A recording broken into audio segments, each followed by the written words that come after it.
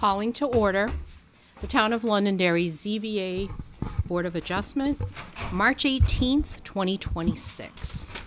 Before we begin, we'd like to introduce ourselves. Want to start us off? Sure. Kristen Farr, Town Planner. Andrea Hansen, alternate. Mitch Feig, regular member. Suzanne Brunel, regular member. Jackie Bernard, voting member, regular member. I like that. Brendan O'Brien, full member. Oh, Gregory Carson, full member. Lisa Sussman, alternate. And before we begin the meeting, let me go over the procedures for this evening. The clerk will read the case into the record. The applicant will come to the front here at the front podium so that you can make your presentation. You will please state your name and address for the record.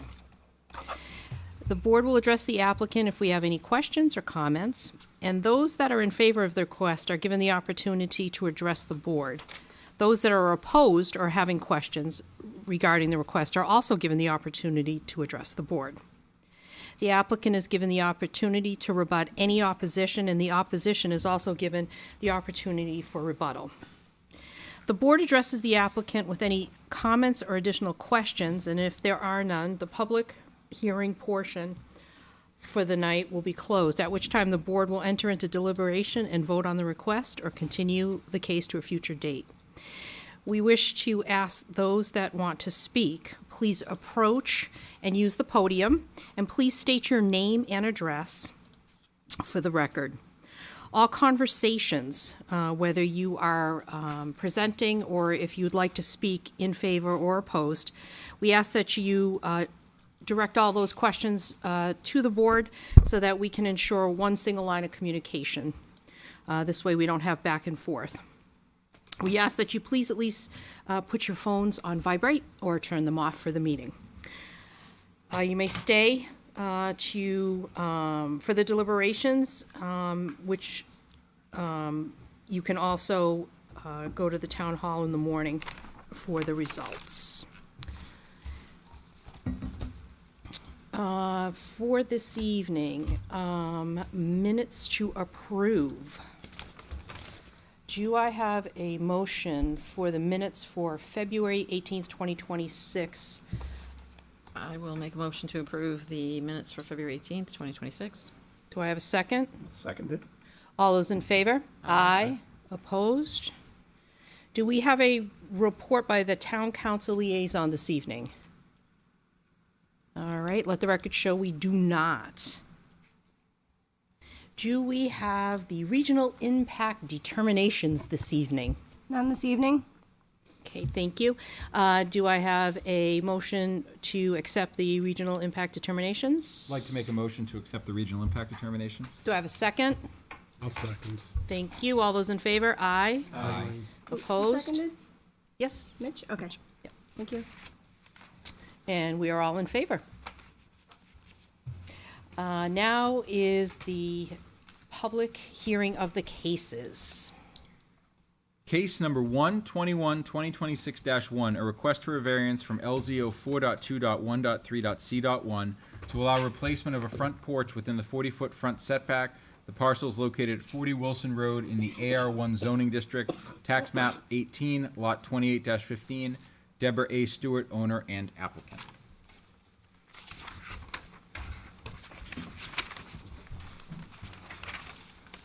Thank you. Good evening. Have you ever done this before? Third time's a charm. This is our third time here. Yeah, third time's the Okay. charm, I hope. All right. Deborah Stewart, 40 Wilson Road. And I'm John Robleski with JWC Building. I'm the contractor. Okay. And how would you like to start this evening? However you prefer. It's up to you. Do you want to go over the 5 points of law? Would you like to tell us about the case? I'll tell you about the case. We have an older home that had an old porch that was basically falling down. So we would like a new farmer's porch on the front of the porch, on the front of the house rather, but it will extend into the setback. So that's what we're here applying for a variance for the new front porch for the front of the house.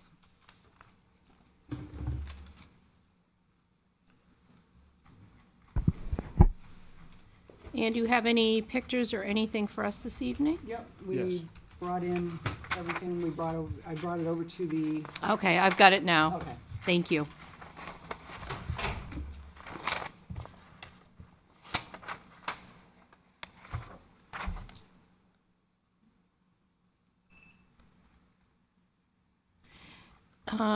Do any of the board members have any questions?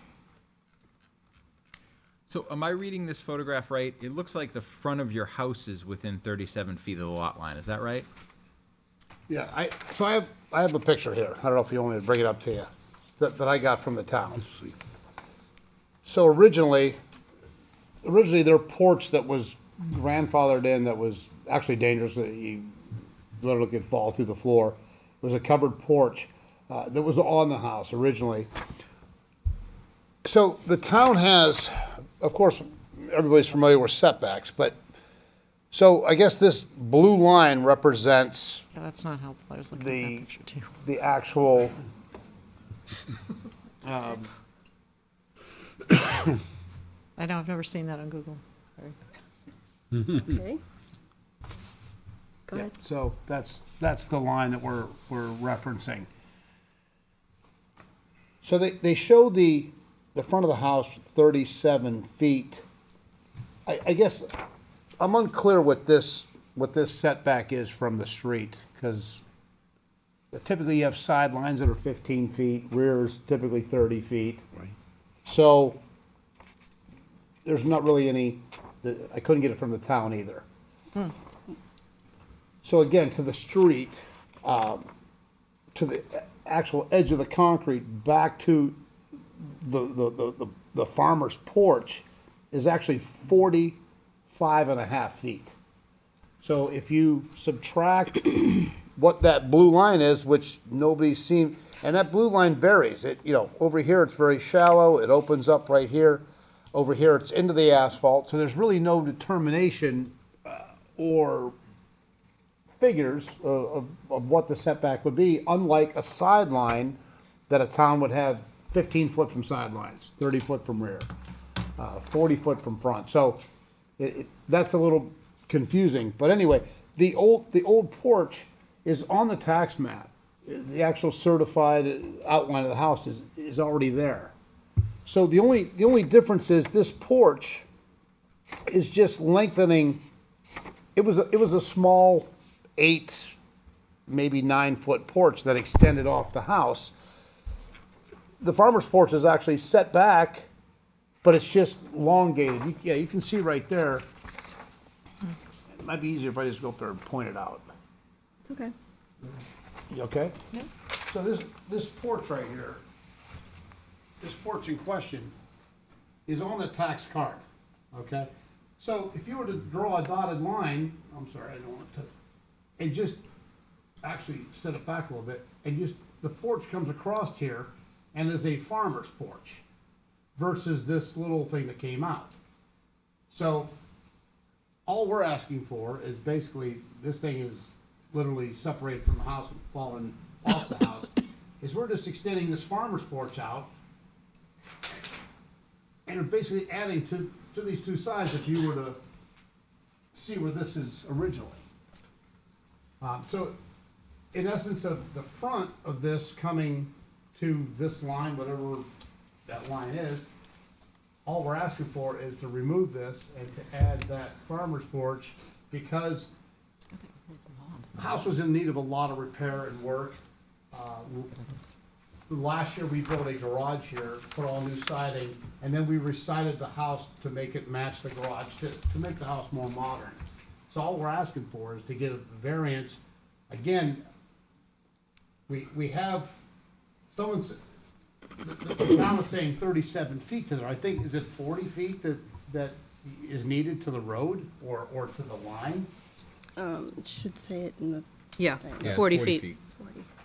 40. Okay, so, again, the farmer, if you take the roof of this thing and actually come back to where the farmer's porch is, it's probably 1.5 feet, 2 feet at the max that we're crossing over this line, but you still have another 7, 8 foot to the actual concrete at that point. So that's basically all we're asking for is just the variance to, because the building inspector is required that we do this.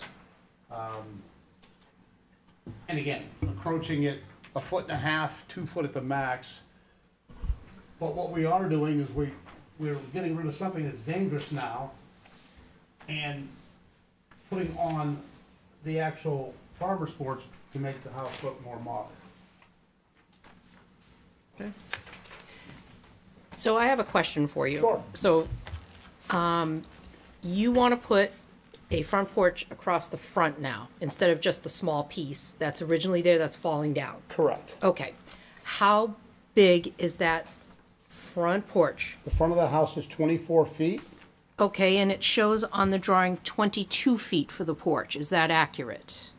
It steps back, I would think it's 24 feet. Okay. So the reason why I'm asking is depending how we vote tonight, because I don't know. We're going to have dimensions, and these dimensions are going to be recorded. So Correct. let's not pigeonhole ourselves. 6 by 24. So it's It 6 comes off the feet house 6 feet. by 24 24. feet. Okay. So let the record show that what you submitted was 22 feet across by 6 feet. Okay? Yeah, So you're because- going to change it with your testimony to 24 feet. Yes, and I'll tell you why that is, because of this corner, again, this is all on the tax map, so this is the outline of the house. So there was something encroaching over here with a window that was originally, when we turned it in, it was gonna be 22, because we were gonna go on this side of it. But now we're going from that corner to that corner, which is 24 feet. Okay. What year is your home? 1956, I think. Okay. I think it's 70. How much traffic do you have going by that house? A lot. Really? Yeah. Okay. It's a dirt road? No, it's pavement. paved. It's paved? Wilson, isn't that the one that way up north where it veers One way. off and turns one way at Yep. certain points? It's right there on the corner. Okay. I have a question. So a lot of people cut The that way. porch that's on the house right now, is that the porch you're looking to replace? Yeah, that porch is already, it's demolished, it's already gone to the dump. It literally fell over the front, was all touching the ground. Oh, because I drove by the house today and perhaps I had the wrong address, but it looked as if there was a brand new porch on the front of the house. There is. Yeah, the porch is already built. Yeah, it is. Okay. Which is why we need the variance. Normally you come before So- you build So what porch. I'm looking at in my snapshot here is what you're looking for a variance for. Correct. Okay. Yeah, because originally it was gonna be a remodel. When we did the garage the year before, we pulled a permit and it was supposed to, I had, as you can see, the garage is on there now, but that garage is actually not the right case. It's a little bit farther. Oh, that's it? The permit was supposed to piggyback for the remodel, but we didn't do it till a year later to finance reasons and stuff like that. So I was in Florida on vacation, so my guys went over there because it was the next one on the schedule and said, okay, we're good to go. Wasn't until I got back and my electrician came over and said, oh, we got this overhead power. We have to call Eversource, is it Eversource to raise it up. So, and to get an electrical permit, building inspector got involved and says, no, I only issued the part for the garage. So that's why we're here. Because we wound up getting in within 1.5 feet. Any other questions from the board? No. Okay, would you like to do the 5 points of law now? Can. Sure. Okay.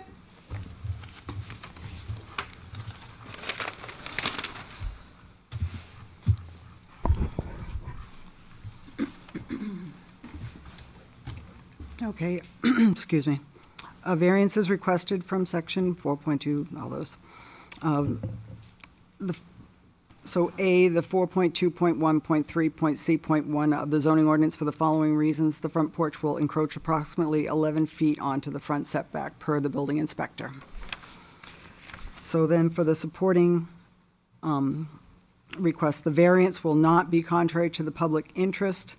The front porch will not extend onto anyone else's property after abutting homeowners are not within other abutting homeowners are not within sight of the porch, nor will it alter the essential character of the neighborhood or safety of the public. If anything, it will enhance the neighborhood as a current porch, or the porch that was there, was in disrepair. And I don't know if you've seen it, this is the picture of what the old porch looked like in the front of the house, what it looked like before. Okay, we have not seen it. Can we have a copy of that? Sure. This, I'll just mark it as Exhibit A. Exhibit A. Thank you. We can pass it down.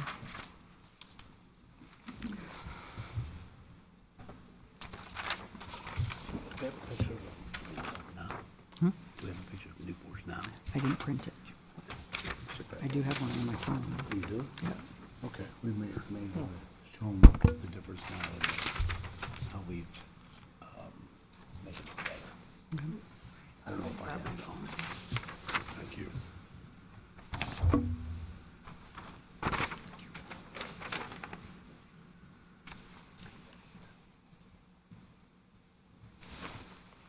Okay. So the spirit of the ordinance is observed. Although the porch will extend into the setback area, it does so in a limited and reasonable way that does not undermine the rules or laws of the town.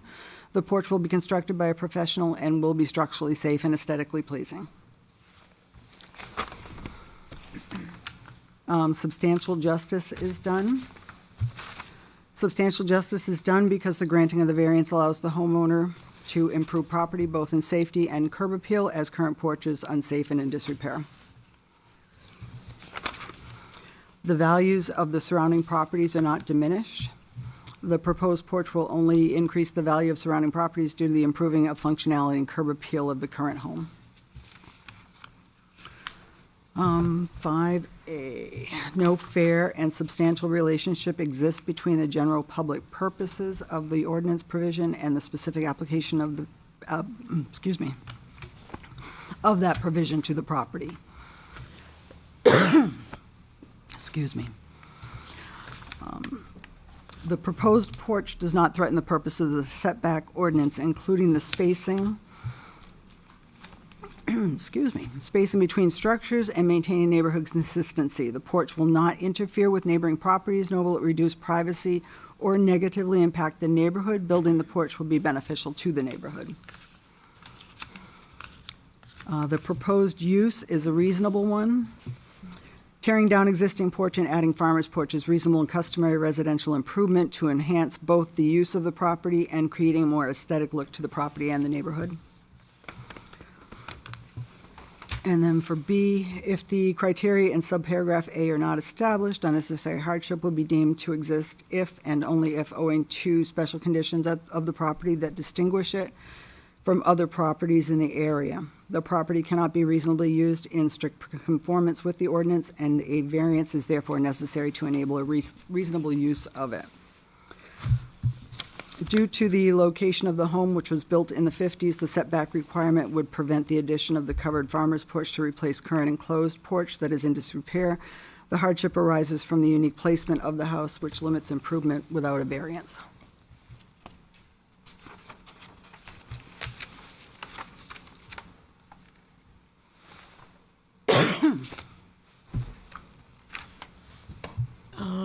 So your building permit specifically says that it's 6 feet by 22 feet.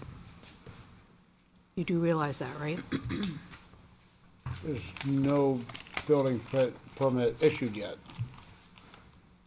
It's in our packet, December 16th. That's the Application. application. Oh, it's just the application, okay.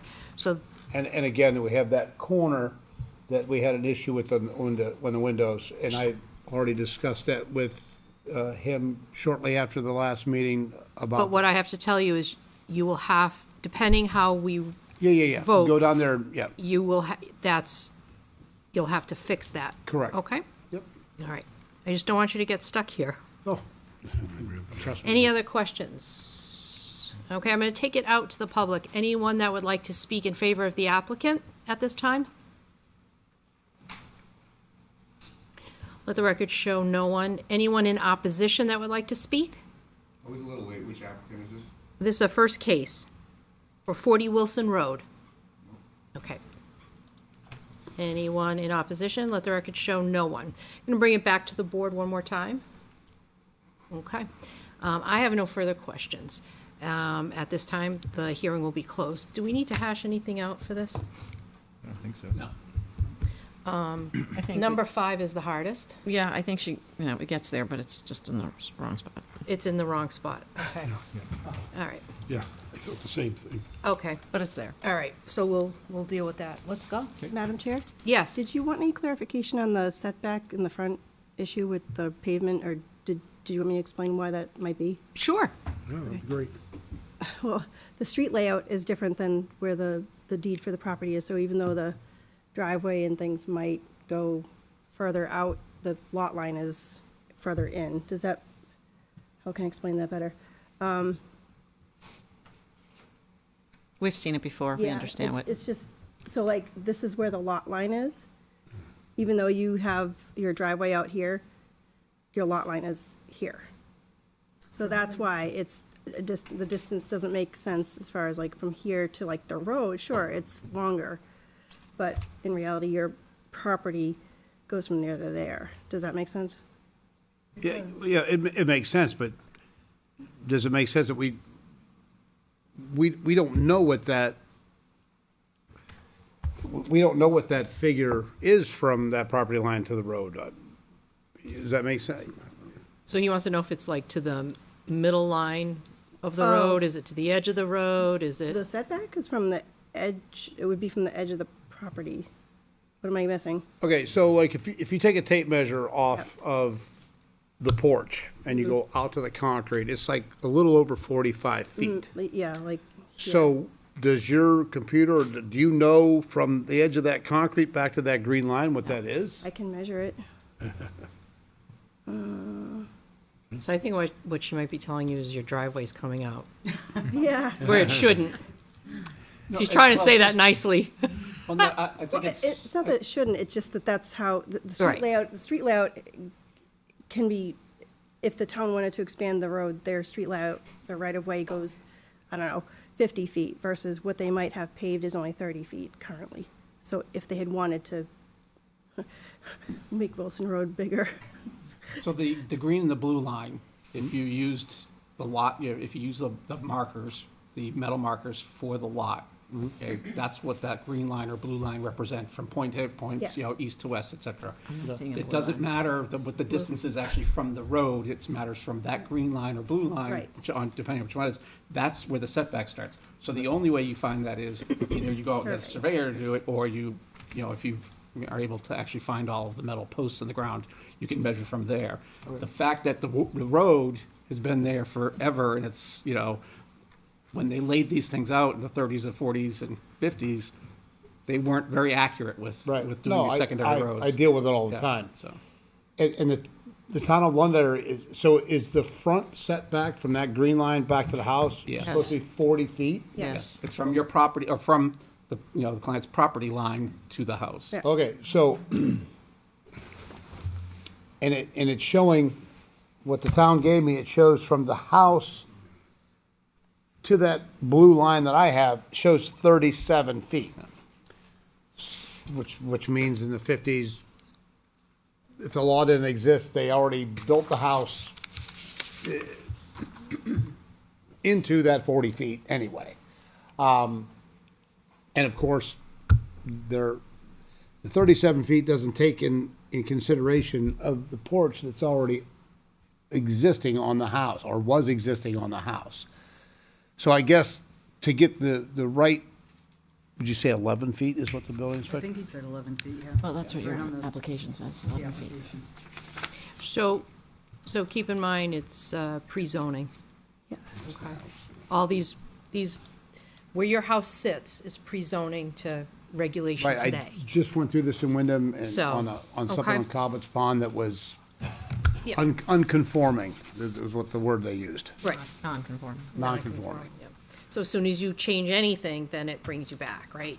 So that's why we're here, because Yep. not everything fits in a nice, neat box. Correct. Okay, so, all right, so now that we understand that, and you understand from your property line to that structure. Right. That's the distance, okay? And the town that, what they gave you just is not as accurate as you knowing where your marker is. Okay, because sometimes those are a little bit off as well. If you can find one. If you can find your marker, if you know where it is. Okay? Good luck with that. Well, some people have them surveyed, right, for these particular reasons. Yeah. All right. I have nothing. Let's close and let's start. Okay. Granting the variance would or would not be contrary to the public interest because, I would say would not. For the reason, There's no, this is safety, health, and welfare, but there's no threat to safety, health, or welfare. This was not altered. and it would not, I say would not alter the the first one character. character? Character of the neighborhood. I always mix up 1 and 2. They're very close to each other. Very similar. I agree, it does not alter the character of the neighborhood. agree. Yes. Everyone else agree? Madam Chair, I'm not voting tonight, correct? Correct. Okay. Because we have, I'm not either. oh, wait a minute, 1, 2, 3, 4. Yes, Five. I will We be got five. recusing on number 3, so. Well, some- that's someone will be later on, voting. yeah. Yes, but not for this one. Yeah, not for this one. Spirit of the ordinance would or would not be observed because, I would say it would because there's no threat to health, safety, or the general welfare. I agree. I agree as well. Yes.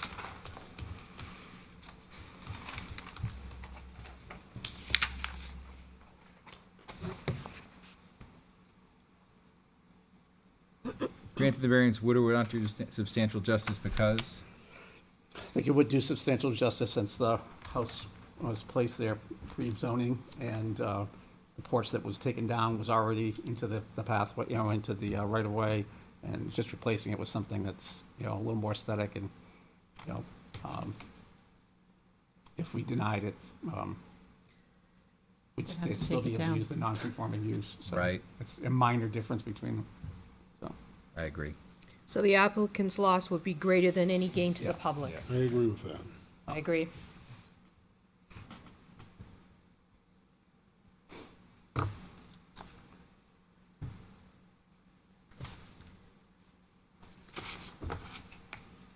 For the following reasons, the values of surrounding properties would or would not be diminished. I would say would not. I agree. I would Yeah. agree. The The addition of a new Exhibit porch, A yeah. showed what was there before. That's definitely an improvement.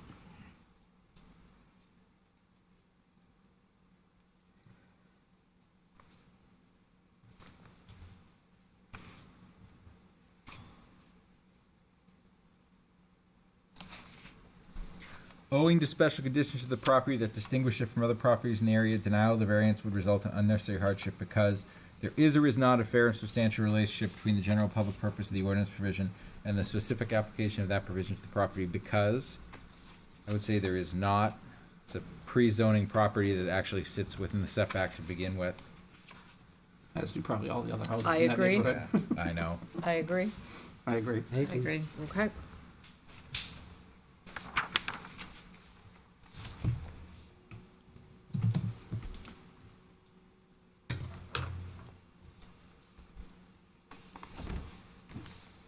And do we have any, Proposed use is or is not a reasonable one. that's right. Is. porches are reasonable, I reasonable. agree. I agree. Comments, restrictions. All right, so it shall not exceed more than 6 by 24. 11 feet into the setback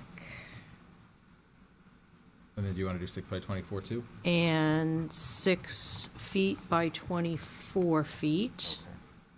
The only challenge with that is what if they're not consistent? Like, are we confident of both of those measurements, 11 into the setback and 6 by 24? That's why I asked the applicant. Should we, I think I was just getting, my thought on that would be to just do the size of the porch of 6 by 24, because if the land gets surveyed, Right. somewhere down the road and, it's not, like, you go to refinance or something, they'd have to come back for a new variance if it's, 11.5 or, Right. 11 feet, 9 inches or something, so. If we're okay with the 6 by 24, then we're Yeah. okay with where it is. Well, think about that, because if we applic- use, Go ahead. go ahead, Suzanne. The application was for 11 feet. Yes, that's correct. So that's why, Then you want both, if you want to limit them to the 11. We don't normally put that in a restriction. We just put no, the we size just of- put it in Yeah, I the think- comment Because we're approving the variance for the 11 feet. for the 11 feet. And that's what it is. The only thing that changed was the 24 from the application. Yes, so I think we should do the 6 by 24. And so the rest is the application? Yep. and, yeah. Okay. Okay.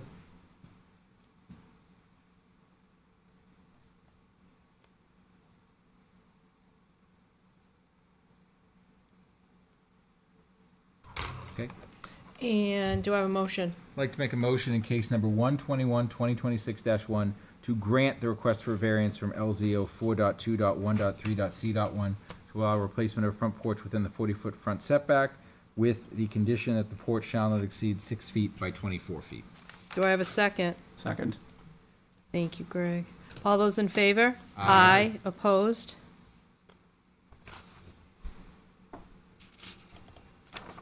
In case number 121, 2026-1, the request for a variance was granted with the restriction that the porch shall not exceed 6 feet by 24 feet. You don't have to come a month from today. I was just getting good. Thank you.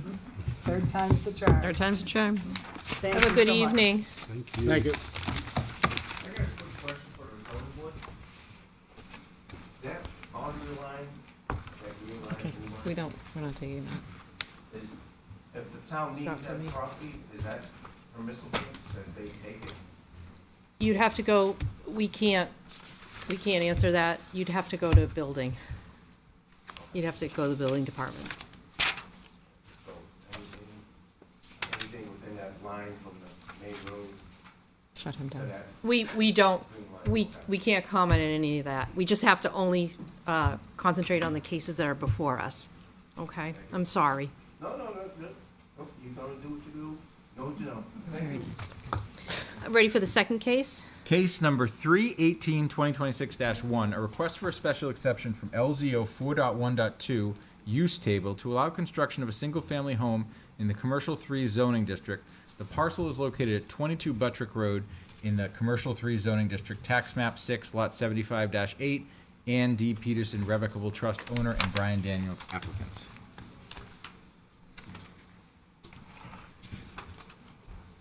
Specifically says that Good evening. the letter. Brian Daniels, I am representing Ann Peterson for the lot. Which one did you have, 20 or 22? Because there's actually Started with 22. 22. 22, of 22 Buttrick In the Road. application itself. Kristen, if you're here for a special exception, doesn't the owner have to be present, or there's a letter required allowing someone else to represent her? I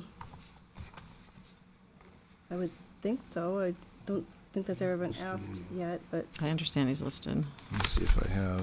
I understand that I must appear in person at the public hearing scheduled at the zoning board of adjustment. If I cannot attend in person, I will designate a representative. Do you have a written designation from it's in their application. Ms. So, Ann Peterson? There's a written designation? No, well, she's saying what I said. hold on. It's this page here, so So Ann Peterson has agreed that she says that I must appear in person at the public hearing. If I cannot appear in person, I will designate a representative or agent in writing below on my behalf. Unless you're an attorney. I do not see any letter. So, and if we want to get really nitpicky about it, the applicant is Ann Peterson, but the applicant's signature is actually Brian Daniels. So I don't think, where you're. are you seeing that? Because I'm looking at page 4. So am I, and that's her Yeah, so signature. the zoning board of adjustment, reason for appeal, continued. On the zoning, the ZBA form. Yeah. So unfortunately, since I'm the chair, that's the way it goes. We've got to have that letter. Well, I agree with That's- that too. I think there's just that's- more beyond that too, that the applicant. That, is- we got to shut this down. Yeah. Okay? So unless we have that, we can't proceed. That's a breach of this. Okay? we have to have it all in order. So are you able to get a hold of Ann Peterson so that Yes. she can come down this evening? And She we can would- put she you at wouldn't the be able end? to come down. Okay. She's both hearing and visually impaired. Okay, so if that's the case, then you should get that letter and we can put you up. We can have a vote that we can push you to next month, Okay. okay? Because we have to follow the guidelines. I'm so Okay. sorry. No, I understand. Do I have a motion for continuance? So I think it's gonna be for both cases? Yeah, or- it is. It'll be for 20 and 22. Okay. Okay. They're budding lots. One Okay. motion, you want two? Just in the one motion, state the two cases, how's Okay. that? I'd like to make a motion for case number 318-2026-1 and case number 318-2026-2 to continue both cases to the April, don't have the date. That's okay. Do you got the calendar up? All Look right, it up. March. Is it- April 15th? The April 15th, April 2026 15th. meeting. Well, that's the earliest you can have. Do I have a second? I'll second. All those in favor? Aye. Opposed? All right, we'll put you up Okay. for next month, okay? Ninth that- of April. Do I submit that letter, Kristen, do I submit that letter before? Yeah, submit it as soon as you can to me. Okay. Thank you. Madam Chair, I'm going to recuse. You need a letter Okay. to- All right, Lisa, have you been have you been a voting member yet? Okay, and Andrea, have you been a voting member yet? For the past two, I've only done Okay, Lisa, well, can we nominate you for a voting member? Since, okay. Perfect. So Lisa, you will now be a voting member for this case. Ready for reading in the record? Case number 318-2026-3, a request for a variance from LZO 7.6.d.3.a.i to allow construction of a sign in the Commercial 1 zoning district. Parcel is located at 213 Rockingham Road in the C1 zoning district, tax map 15, lot 23-1. Carroll Holding Company LLC owner, and Spectrum Signs and Graphics, Michael Gallagher, applicant. Good evening. Good evening.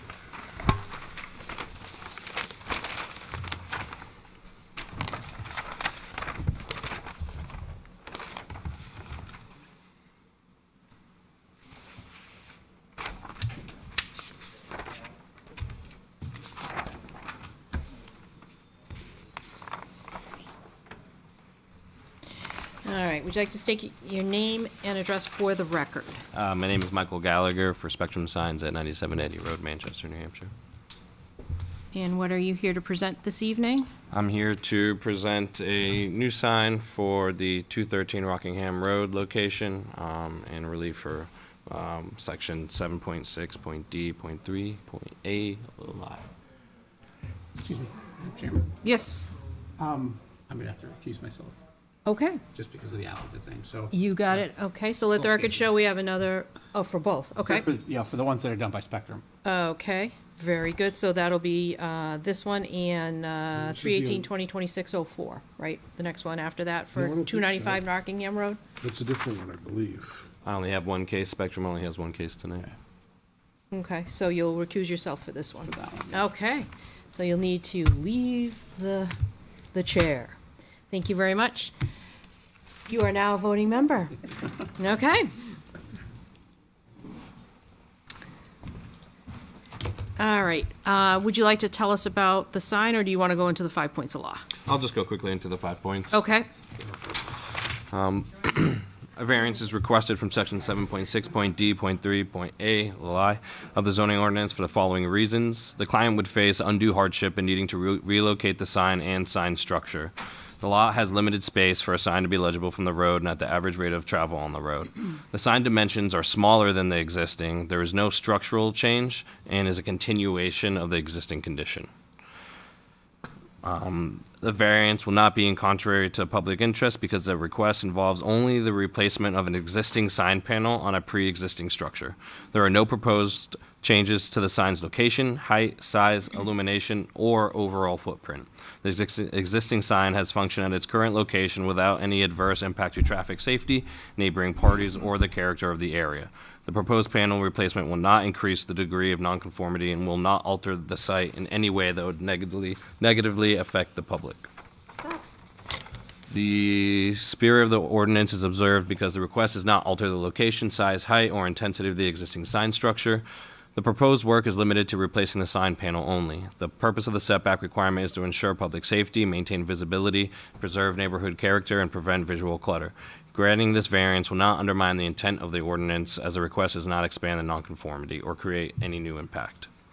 Substantial justice is done because granting the variance allows the continued use of an existing sign structure without increasing its nonconformity, while denial would require unnecessary removal and reconstruction of the structure solely to relocate it a short distance. There's no measurable public benefit to forcing relocation, as the existing sign has functioned safely and appropriately at its current location. Conversely, denial would impose a financial and operational burden on the property. The values of the surrounding properties are not diminished because the request involves only the replacement of existing sign panel. There are no changes proposed to the sign's location, no increased height or size or illumination. The replacement panel will maintain or improve the appearance of the site and will not introduce any new visual, lighting, or safety concerns. No fair and substantial relationship exists between the general public purposes of the ordinance provision and the the specific application of that provision to the property, because the request involves only the replacement of existing sign panel on a pre-existing structure. The purpose of the setback requirement is to protect public safety, preserve site distance, and maintain orderly site design. The existing sign has functioned safely at its current location and does not interfere with traffic visibility, pedestrian movement, or neighboring properties. The proposed use is a reasonable one because it involves only the replacement of the sign panel on existing freestanding structure and has long served as an identification for the property. The request does not involve expansion, relocation, increased height, additional signage, or any intensification of use. Okay, does the board have, members, do you have any questions for the applicant? Nope.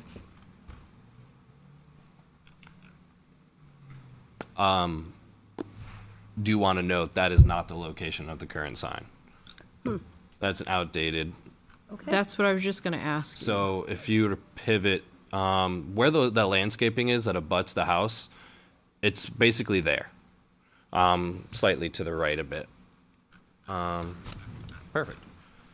So you can see the front steps there. There's probably a foot of space between the structure and those steps. So the sign structure is nearly as far back as it can go while still being legible from the road. So that's not even the accurate picture of where the sign is today? No, that is a dated photo. It actually is dated August 2023. When was the most recent sign put in? I couldn't find any information with the city on that. So this is a new, this property was sold, That property was sold, yes. and this is a new owner that has a new business going into this? From what I understand, the ownership of the building has passed to the wife Yep. and has essentially remained within the family. And so I don't know for sure when that structure was built. And I couldn't find any information on it with the city. Do we know if there was previous zoning for that? My assistant here will be looking that up. He's pretty good at that. He's very good at that. So we do not have any information in the packet about previous zoning for the property. And I also do not remember any in the past few years. Neither do I. Not that I remember everything.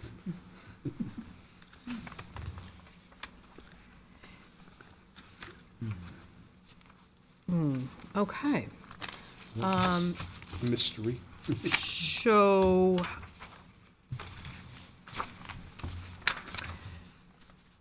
since we don't have a reference as to exactly whereabouts, I can provide a photo if that were to help. Is it this one here? Is that helpful? That is not the photo. That doesn't appear to be. Oh, there it is. Sorry. Ah, that's pretty good.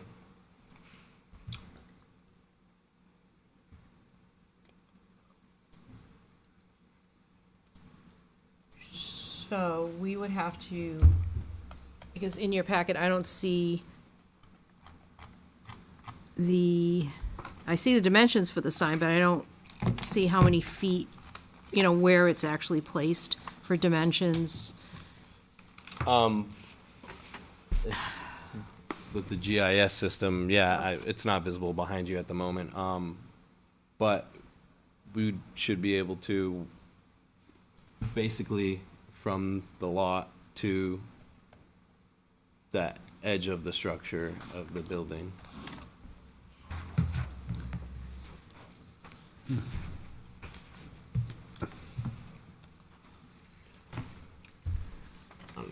Unfortunately, It feels like we're trying to say, well, it's not changing anything, but we don't know what But it- happened originally. So it actually changed from the pictures we see, but we don't have anything on record that it was ever, Approved. to be Approved. there. there was no, sorry to interrupt, there was Yeah. no variance application beforehand.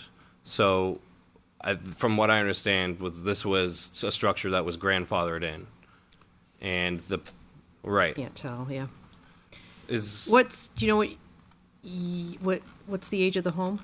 You I know? do not know. Okay. I mean, if it wasn't there in 2023, I don't know how it was grandfathered in. I mean, I'm just speculating, I don't know.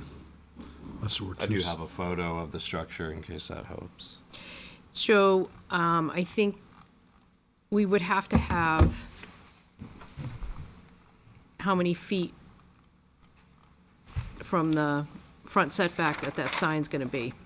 From the lot line to the Yeah. structure. Yeah. Yep, Correct. Madam Chair, yes, it says the house was built in 1940. 1940, here we go, okay.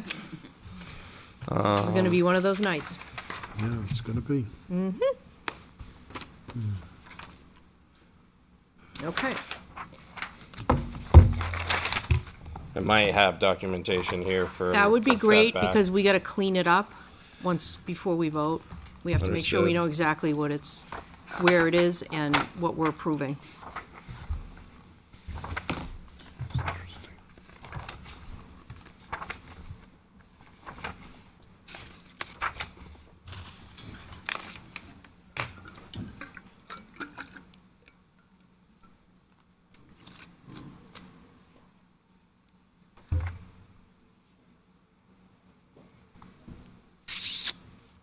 I'm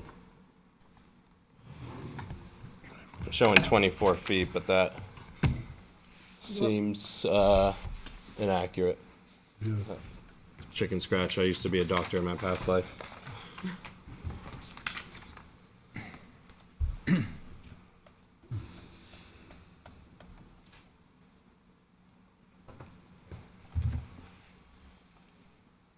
If it, Do you want to show whereabouts it, it's literally abutting that staircase.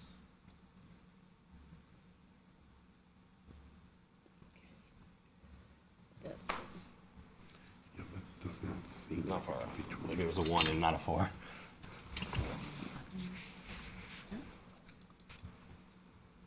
What are you coming up with for about 22 feet? 22 feet?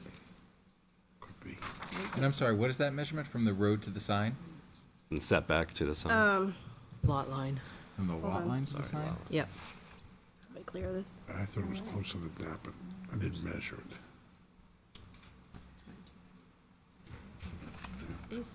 Yeah, it was like 22 feet from here to here, from that porch or stairs.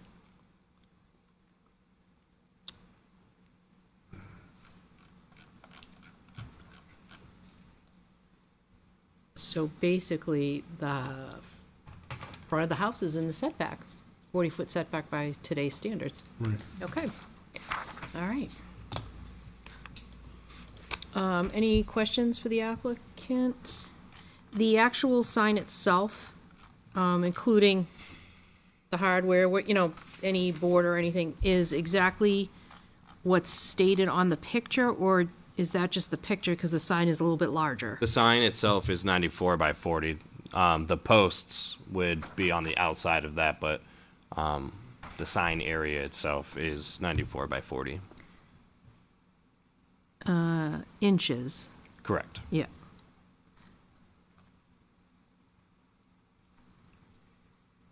Okay.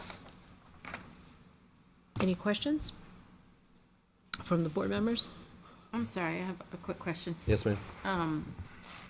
You said the sign is 94 by 40?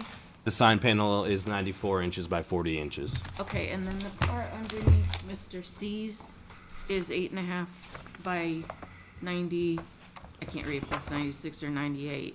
The sign area is less than a square foot, 24 inches by 5.5 inches, with the Mr. C's lettering there.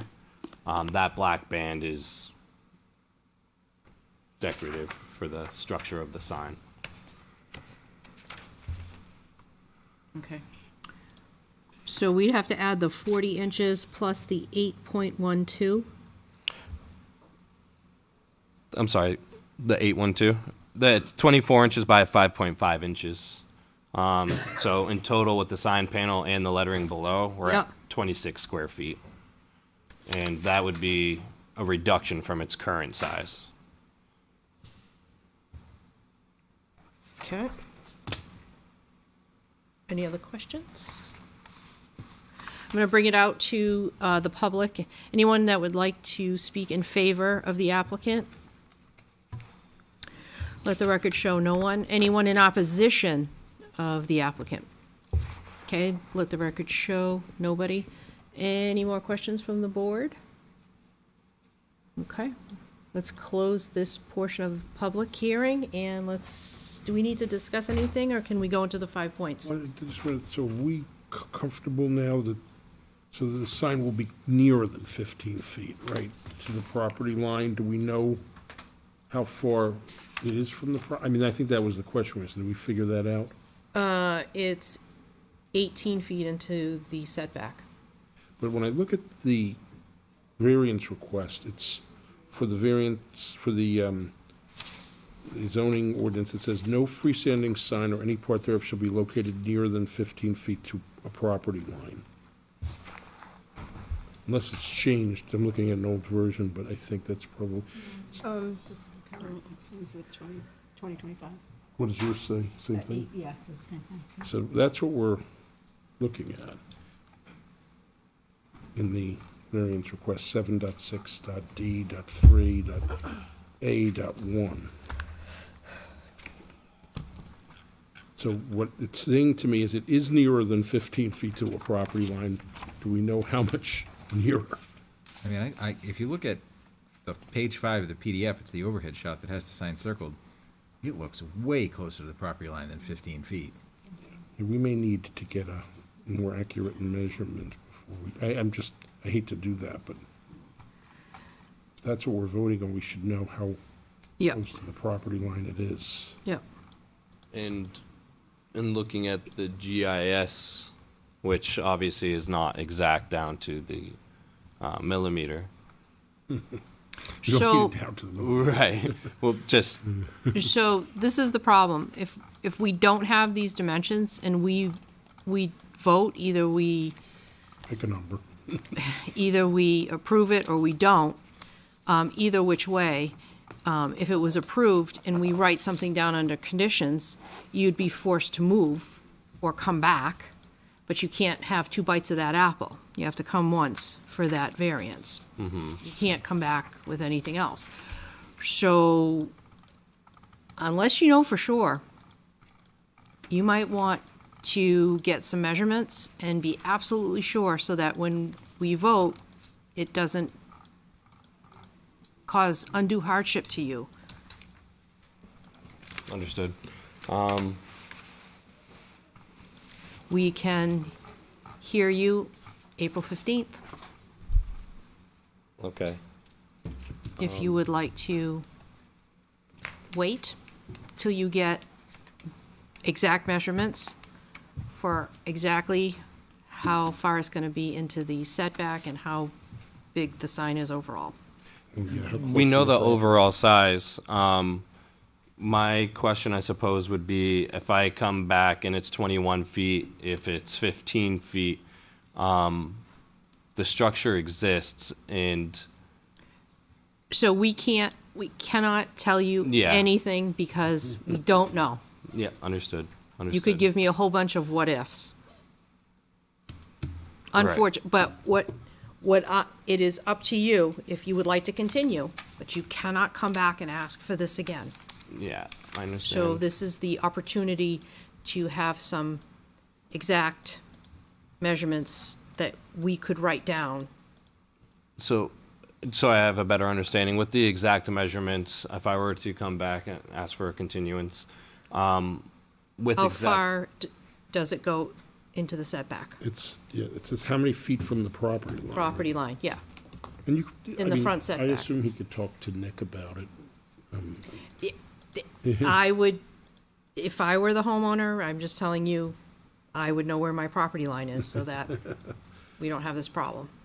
Understood.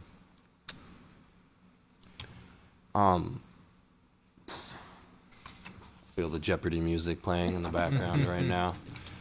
And everyone wanting to get home. I come back with a specific measurement, and can you help me understand how that may impact the hearing? Because at the end, we might have a comment or a condition when we vote.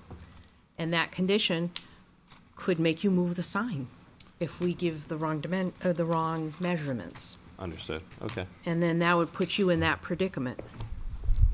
But you came before us and we asked you to give us precise measurements and you couldn't, so if you guess and then we write something down and it's proven that it's not what we wrote down. Yeah. Yeah, it was a little. I'm just giving you the facts, that's all. Yeah, no, I understand. Then. We're not that scary. No, and the issue I think in some of getting this precise measurements is the lack thereof of information that I could gather, and then obviously the one that I could, in which finding that exact lot line and getting that measurement, there was multiple feet of snow, which is no one on the board's fault. It's my own predicament. So I would graciously accept a continuance. Okay, do I have a motion for a continuance? I'd like to make a motion in case number 318, 2026-3 to continue the request for a variance to the April 15th meeting. I have a second? I'll second. Thank you. All those in favor? Aye. Opposed? The ayes have it. Yes, you may. So, just for information, this is in the C1 zone, so the setback from what I can see is 60 feet in the front, not 40. So Okay. that's just another. Okay, 60 feet. information. 60 feet Well, for C1. I was just looking at the variance they requested, which was the 15 feet from the property line. You said the house was 40 feet back?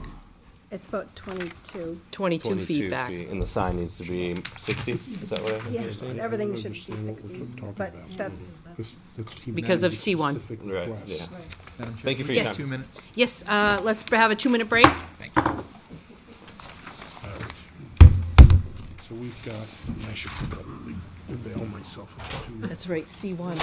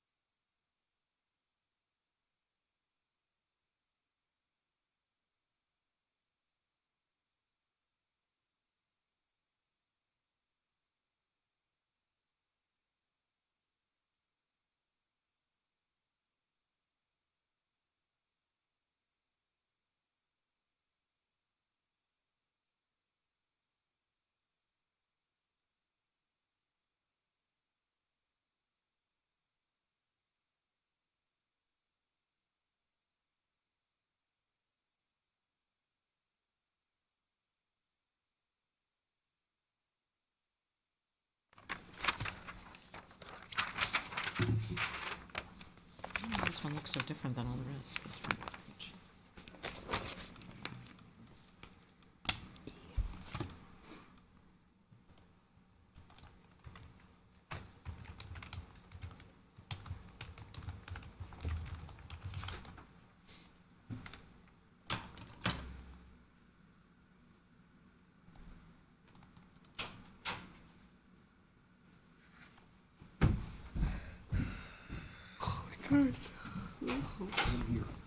All right.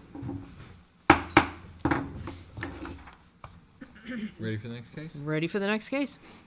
Case number 3/18/2026-4, request for a variance from LZO 4.3.3.B.2.A to allow a driveway and parking to be located within a 50-foot landscape buffer. The parcels located at 295 Rockingham Road in the C2 zoning district, tax map 17, lot 25, Page Rock LLC, owner and applicant. Good evening. Good evening, everybody.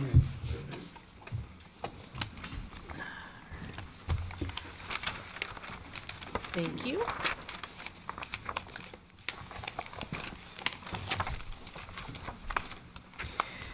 And would you please state your name and address for the record? Thank you, Madam Chairman. My name is Brad Westgate. I'm a lawyer with Weiner and Bennett, 402 Amherst Street in Nashua. Adjacent to me is Paul Chisholm, civil engineer with Keach Nordstrom Associates in Bedford. We represent Page Rock LLC, the owner and applicant of this property. Also sitting in the first row behind us is Gary Thomas. He's one of the principals managers of Page Rock LLC. Thank you.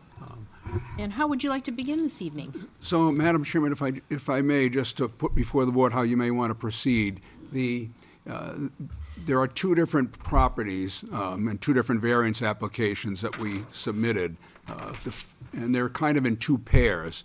So case 4 is one of the two pairs relative to the property at 295 Rockingham Road. Case 5 is related to that, and they're really both, they were put on the agenda as effectively sections in the subparagraphs of that section 4.3.3.B2, A and B. We had filed one variance application that relates to both of those agenda items. And then the second pair, the last pair, cases 6 and 7, pertain to the properties that are at 3 Page Road and 556 Mammoth Road. Same idea, the same pair. So, however, the most efficient way you'd like to proceed is fine, of course, with us, Madam Chairman. The one way we could do it is I could explain the background on both cases at the same time, meaning both the 295 pair and the 3 Page Road, 556 Mammoth Road pair, or I could do one pair, then the other. Of course, I recognize that the board has to vote specifically and expressly on each of the agenda items.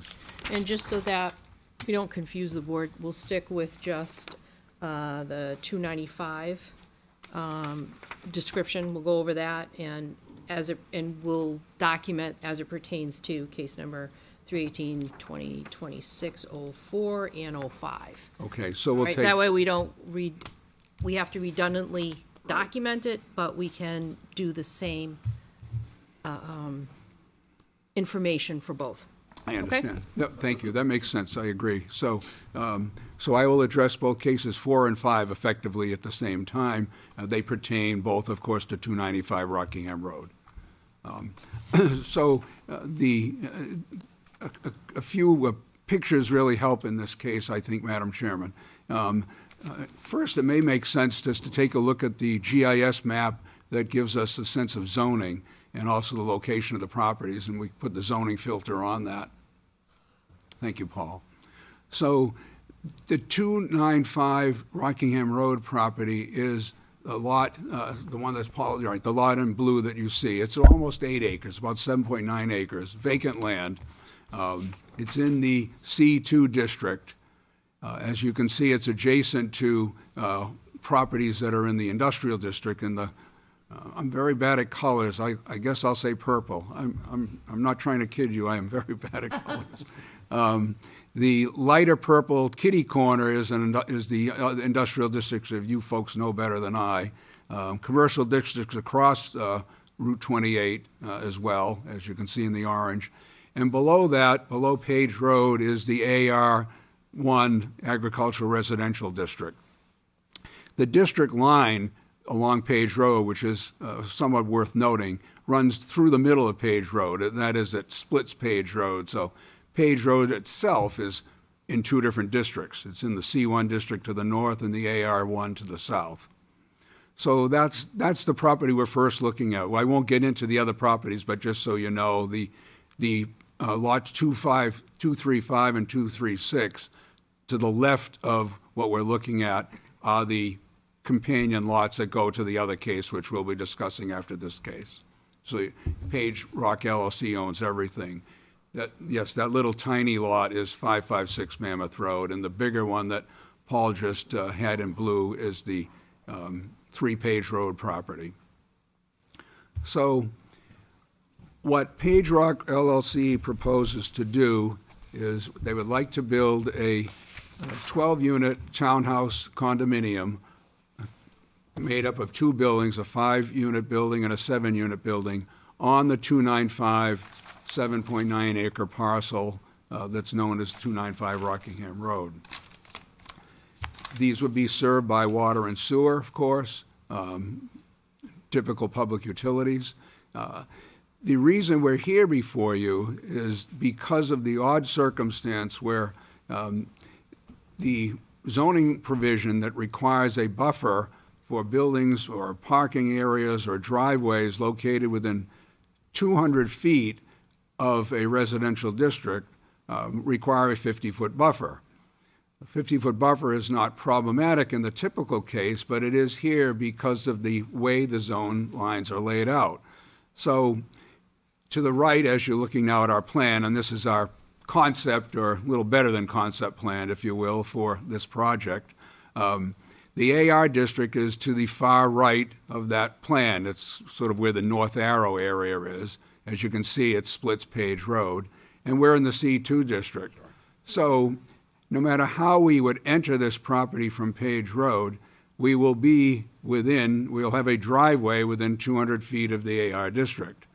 So Paul has shown in red the portion of the driveway that would be within the that would be within effectively the landscape buffer that would otherwise be required.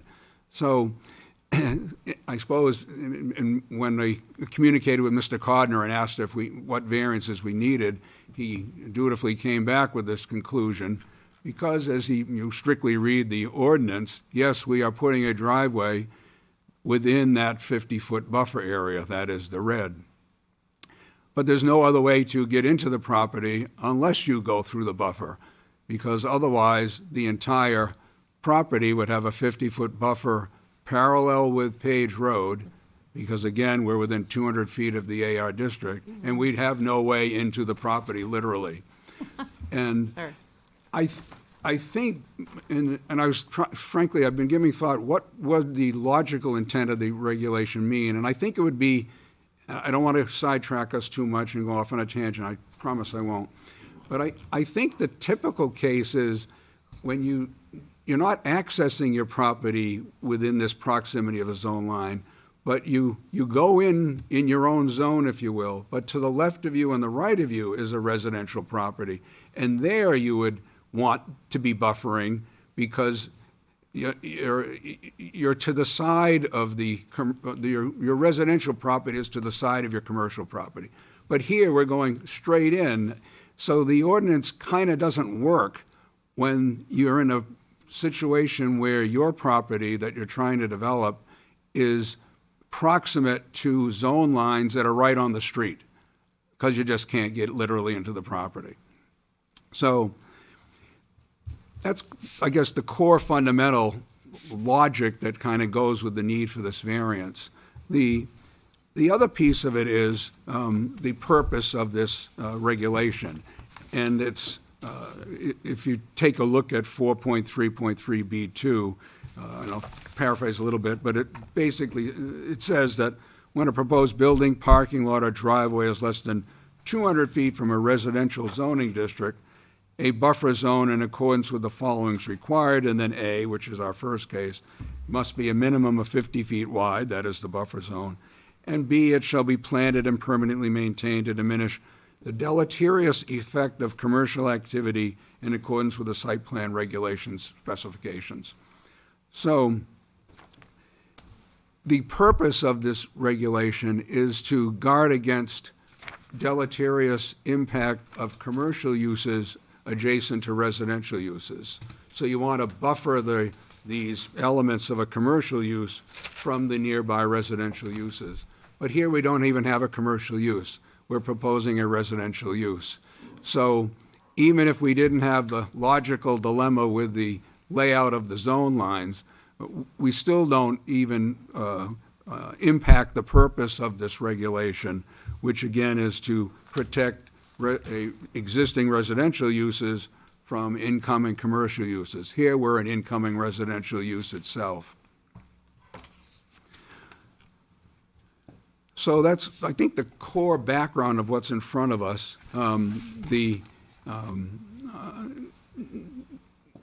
Discuss a couple other thoughts, and then perhaps, if I may, Madam Chairman, I just address the 5 criteria for the granting of a variance. Besides the issue of you can't get in there without a variance because of the way the zone lines are laid out, the other sort of odd thing is what we do have to buffer, and there will be landscaping, of course, that will have to be worked through the planning board if we're fortunate enough to do that. But we're also still buffering against the road. We're sort of buffering ourselves against Page Road, if you will, not a nearby house. So there's a little bit of a oddity to that, you may say. Just for a little more information, Paul Chisholm, again, with me from Keach Nordstrom, has already been working pretty diligently with town staff in the preparation of anticipated site plans. They prepped a design review level plan for planning board consideration already, and have had some initial third-party reviews and feedback on the project. So, if with your indulgence, Madam Chair, if I may, I'll address the 5 criteria. Yes, please. Thank you. So, of course, the first criteria for the granting of a variance is that it's not contrary to the public interest. We would respectfully submit that the public interest is not adversely affected, and it's not contrary to the public interest in this context to propose access to a multifamily 12-unit property in a commercial district when the purpose of this regulation is not adversely impacted. The public interest is served when a regulation is read carefully, is thought through competently before a board such as this, and is not made to hurt the public interest by thwarting this sort of logical development of a use that's permitted by conditional use permit to begin with. And also, as noted, the core and main betters to this property are in the industrial zones. Second criteria is that the spirit of the ordinance is observed if the variance is granted. As I mentioned, the purpose of this section is effectively for landscaping, buffering, to protect residential areas from incoming commercial areas. But in this case, we're an incoming residential proposed use. So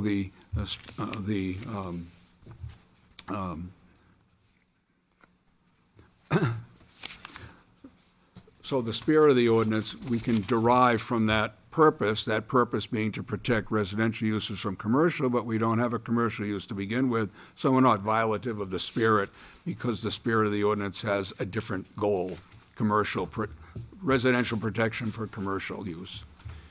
Third criteria, substantial justice is done. The board has noted tonight already in cases precisely what that standard is. The basic idea is that substantial justice is done if the general public realizes no appreciable gain from the denial of the variance, but the applicant's adversely affected in a material way if the variance is denied. In this case, there's no appreciable gain to the public if the variance is denied, as we can see just the logic of being able to access this property. but there is a material adverse effect to the applicant if it is denied, because the applicant can't access this property off Page Road, which is the better way to access this, rather than coming off Route 28, certainly, unless this variance is permitted. Fourth criteria is whether or not surrounding property values are adversely affected or diminished by the granting of the variance. As you could see from the GIS map in our plan, this property is a corner lot. It's bounded by Page Road to the south, by Route 28, Rockham Road to the east, and we're surrounded by a number of different districts, including industrial districts. We're also surrounded by some industrial uses nearby and some vacant land across Route 28. Putting a modest multifamily community in this kind of mixed-use area with this set of zoning districts that sort of come together, I don't think adversely affects property values, given the nature of the properties that are there and what's being proposed. And of course, it's not even the use that's analyzed on the property value determination. It's whether this buffer issue is in the variance for the buffer requirement is adversely affecting property values. And as we've noted, we buffer ourselves not from a contiguous residential property, but we'd be buffering ourselves from a road and effectively industrial land for a residential purpose for which the buffer requirement is not even structured. And the last criteria, of course, is that literal enforcement of the ordinance provision would result in unnecessary hardship because of owing to special conditions that distinguish it from other properties. One, there's no fair and substantial relationship between the general public purposes of the ordinance, and two, the proposed use is reasonable. I think from the evidence of and the nature of this property, it's fairly clear there are a number of special conditions. It's a corner lot, as I mentioned. It's in a zone, in an area where zones come together, and it has the circumstance where the AR1 district is off the street, if you will. It's across the street from us, and therefore it imposes this circumstance where we need to get relief from the buffer requirement merely to enter our property. We're surrounded again by a variety of mixed uses as well as vacant land in a somewhat transitional area, you might say. So we take these special conditions, analyze whether hardship exists because of the imposition of this regulation, and I think we've noted it's fairly clear that hardship does exist, both because of the prohibition against access and the purpose of the ordinance being deleterious effect avoidance for commercial activities near residential one, but we don't have that in this particular circumstance. So you take a look at its purpose. The purpose is not for this kind of case. You take a look at its impact, which prohibits access, and you come to a conclusion, I think, pretty fairly that no substantial relationship exists between those purposes and the application of it in this particular case. And just lastly, as mentioned, we are hopeful to be able to develop the adjacent property at 3 Page Road primarily. And in effect, we'd also not only be buffering ourselves against Page Road, but we'd be buffering ourselves against ourselves. And there's no need for that in this particular case when you want to create a kind of harmonious and complementary development. That's the first prong of the hardship test. The second prong, of course, is that the proposed use be reasonable. Again, the use is the ability to access the property for a use permitted by conditional use permit through the planning board process. We think that since access to any property, and residential in this case, is fundamental, then it's reasonable use to have that fundamental component be hand in glove with the conditional use we'd like to seek.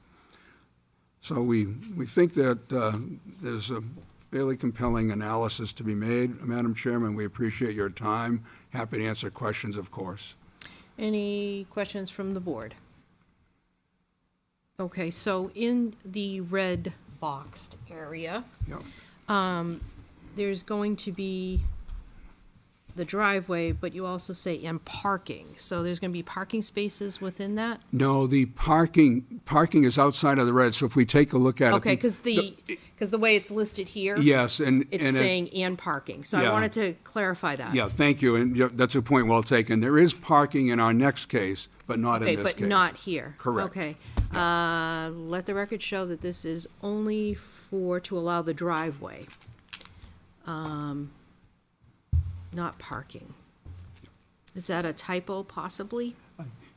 Probably. Okay, If- I just if I- want, I if- just would like to have that for the record so that we don't have any, 'Cause tonight's been a night, let me It's been tell a you. fun night. I can tell you've had a lot of fun already. Yeah, So what I'm looking at though for our agenda, it just has the buffer. okay, For and the first- mine says, and parking. So maybe it's when I printed mine. Yeah, maybe. Was there an amended agenda? This is the revised agenda here, so it says parking. If, Madam Chairman, may I? says I allow think I driveway. can Oh, elaborate. it does, okay. Okay, sorry. All right, I think I might be able to answer it. When Yes. I wrote to Mr. Codner for the zoning determination. Yep. He gave me a single determination that pertained to both 295 Rockham Road and 3 Page. And because 3 Page had the parking component, I Oh, think and that's then it how it just- bled into this case. okay.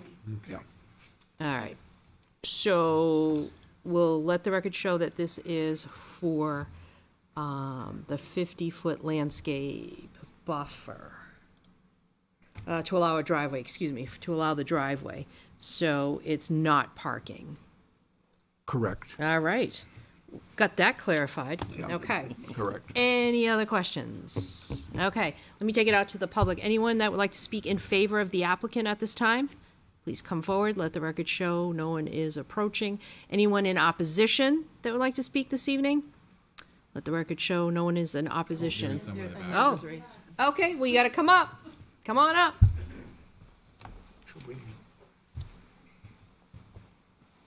Please state your name and address for the record. Yep, my name is Brian Mead. I live at 555 Mammoth Road. Okay.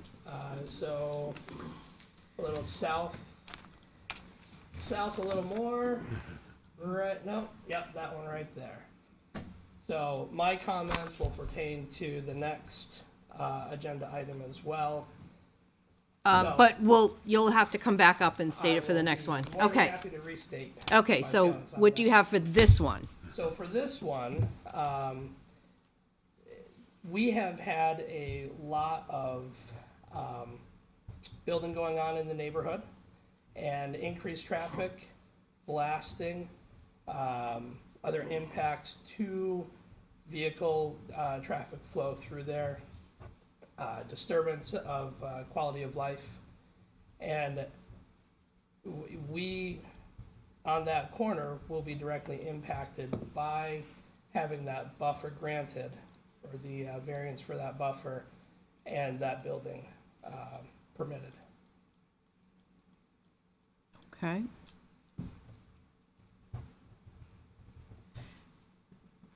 Okay. There has been a long history of traffic concerns on that road, well over a decade. Most recently, we were able to get 3 stop signs installed on that southern part of Mammoth Road to address the increase of traffic, high-speed traffic through that neighborhood. And that has made a significant difference in the impact of traffic on our portion of the road. We still get nearly monthly accidents at that intersection of Page Road, Grenier Field, and Mammoth.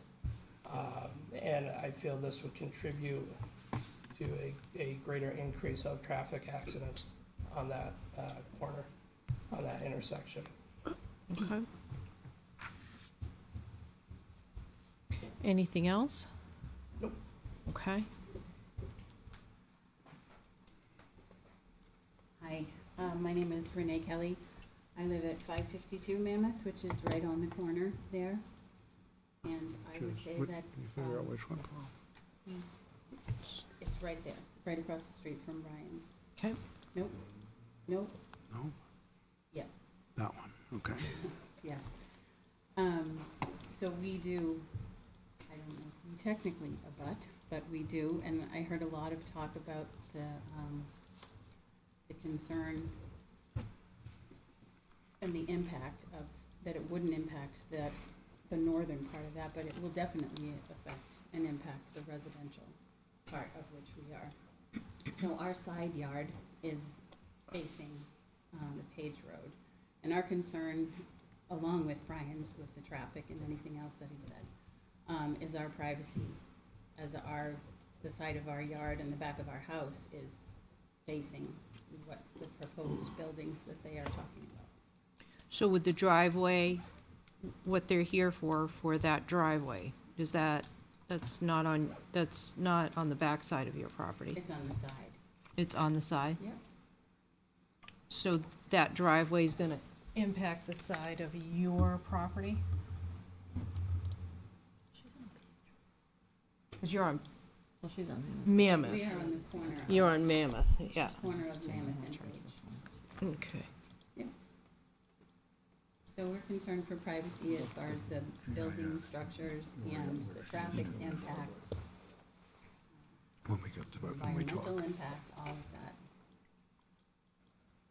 Okay, so just so that I help you narrow in on what it is you'd like to say. All of those concerns, building department will address that, because right now, this is a variance for the driveway. Okay, so. Okay, so that's why that's what we have to focus on. Okay, so if we focus on the driveway. Yes. I would prefer that the driveway was on Rockingham Road and not next to my yard. Okay, great, thank you. Okay. Is there anyone else that would like to speak in opposition? Let the record show there is no one. I'd like to bring it back to the board. Do we have some questions? Go for it. Chrissy, can we get the GIS map back up again? Do you mind if I approach?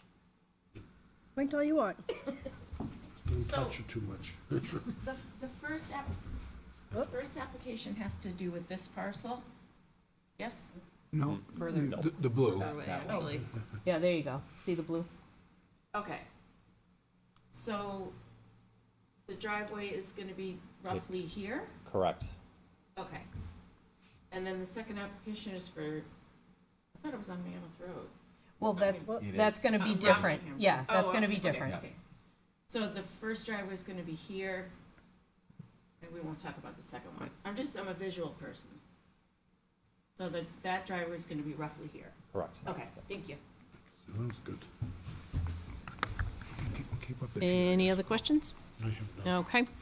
At this time, I will close the public portion. Do you want to look? Madam Chair? Oh, may yes. May we reply to Yes, the? absolutely. Just for a moment. Thank you. Appreciate that. So,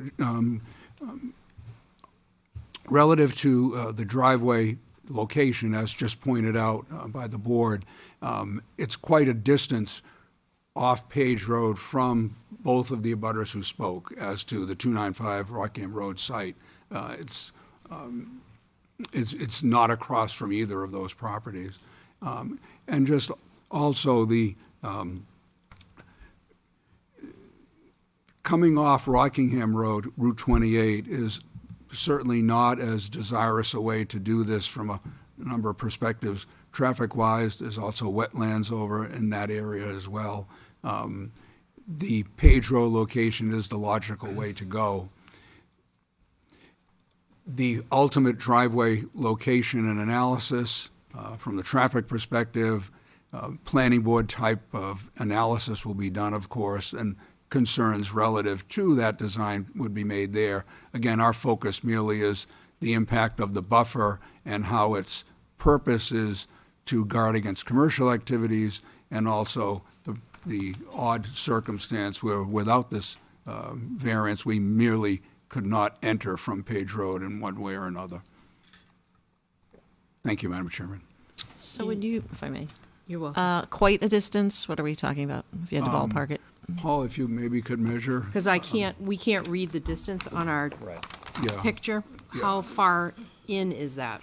you can probably, So I would say from the corner of Mammoth and Page at that intersection, the frontage for the other property at 3 Page Road is a little over 420 feet, and we're probably another, I'd say, 150 to that, so it's probably 550 to 600 feet, somewhere in that ballpark, Okay. adding up that quick math.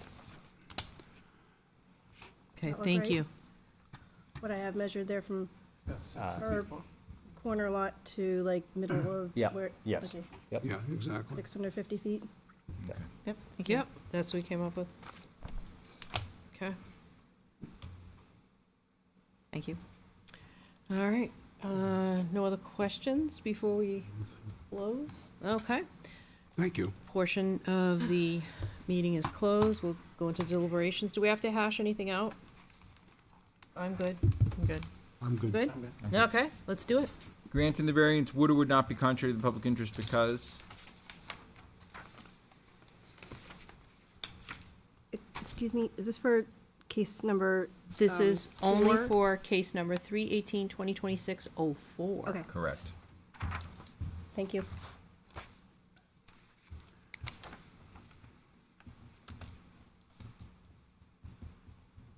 So I would say it would not, I think having access to the property, I don't think, given location and what the buffer's designed for, I don't think it is a threat to health, safety, or public welfare. Well, again, it's character of the neighborhood, but it's, I'll just keep doing it. okay. I'll just keep doing it. It's a bit. I think that it's a sort of a mixed use there, and it's residential there, so I think you're keeping the character of the neighborhood. I agree. I agree. I Right. agree. You agree? Okay. Now you can go on the next one.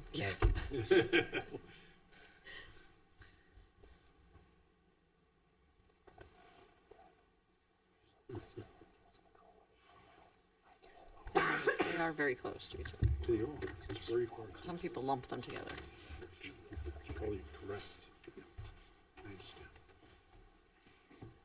Spirit of the ordinance would or would not be observed because I would say it would because it does not threaten the health, safety, or public welfare. Yeah, I would agree. I agree.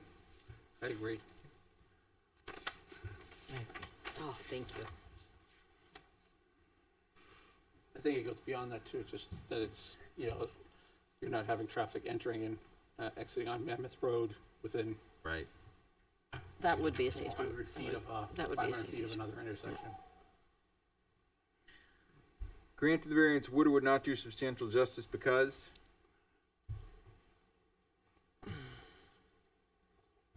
I think it would. I think the applicant not being able to access their property is a greater loss to them than a gain to the public. I agree. I agree.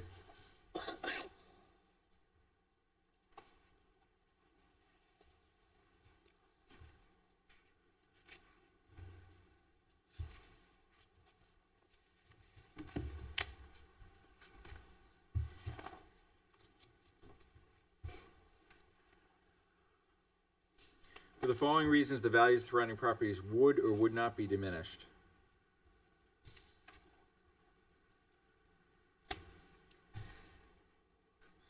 I would say would not. I agree, I was just looking at the response. It's a mixed use Mixed area. use. Yeah, That's what I was trying to figure out as well, right. to the applicant's response.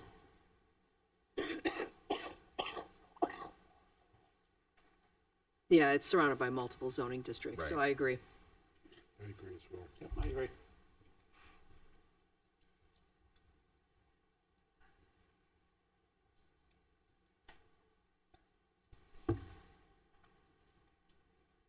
Owing to special conditions of the property that distinguish it from other properties in the area, denial of the variance would result in unnecessary hardship because there is or is not a fair and substantial relationship between the general public purpose of the ordinance provision and the specific application of that provision of the property because when number 5 is the easiest of the 5 criteria, know. that is unusual. I know. Yeah, there is not. That's never happened. It would never happen, but It's been a bit. I would say it is not, I I would agree. agree. I agree. due to the inability to access the property, the multi-layered. Multi-zoning districts, yeah. Yes. What do they say when you stand in that spot and you're in like 4 different states? Four Corners, Arizona. Thank you.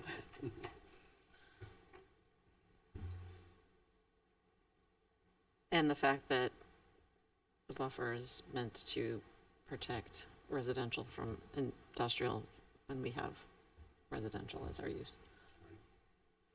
Those are all good reasons. Proposed use is there's not a reasonable one. Is- Driveways are reasonable? Yes, driveways are reasonable. Especially the access, the only means of access. Comments, restrictions? I don't have any. I don't have any. We're good? Neither do I. No, okay, do I have a motion? I'd like to make a motion in case number 318-2026-4 to grant the request for a variance from LZO 4.33B.2.A to allow a driveway to be located within the 50-foot landscape buffer. Parcels located 295 Rockingham Road in the C2 zoning district. Do I have a second? Second. Thank you, Greg. All those in favor? Aye. Opposed? So in case number 318-2026-4, the request for a variance was granted. Now, for the next one, you can state your name, for the record, name and address for the record. And then you can put into the record that is exactly the same presentation that you gave for the previous case, with, This is still the same one. it's still exactly the same, it's, This is the B. yeah, the B part, without permanent plantings. So your 5 points of law will be a little bit different for the plantings, okay? Case number 318-2026-5, a request for a variance from LZO 4.3.3.B.2.B to allow a driveway to be located within the 50-foot landscape buffer without permanently planting and maintaining the buffer. Parcels located at 295 Rockingham Road in the C2 zoning district, tax map 17, lot 25, Page Rock LLC, owner and applicant. Thank you.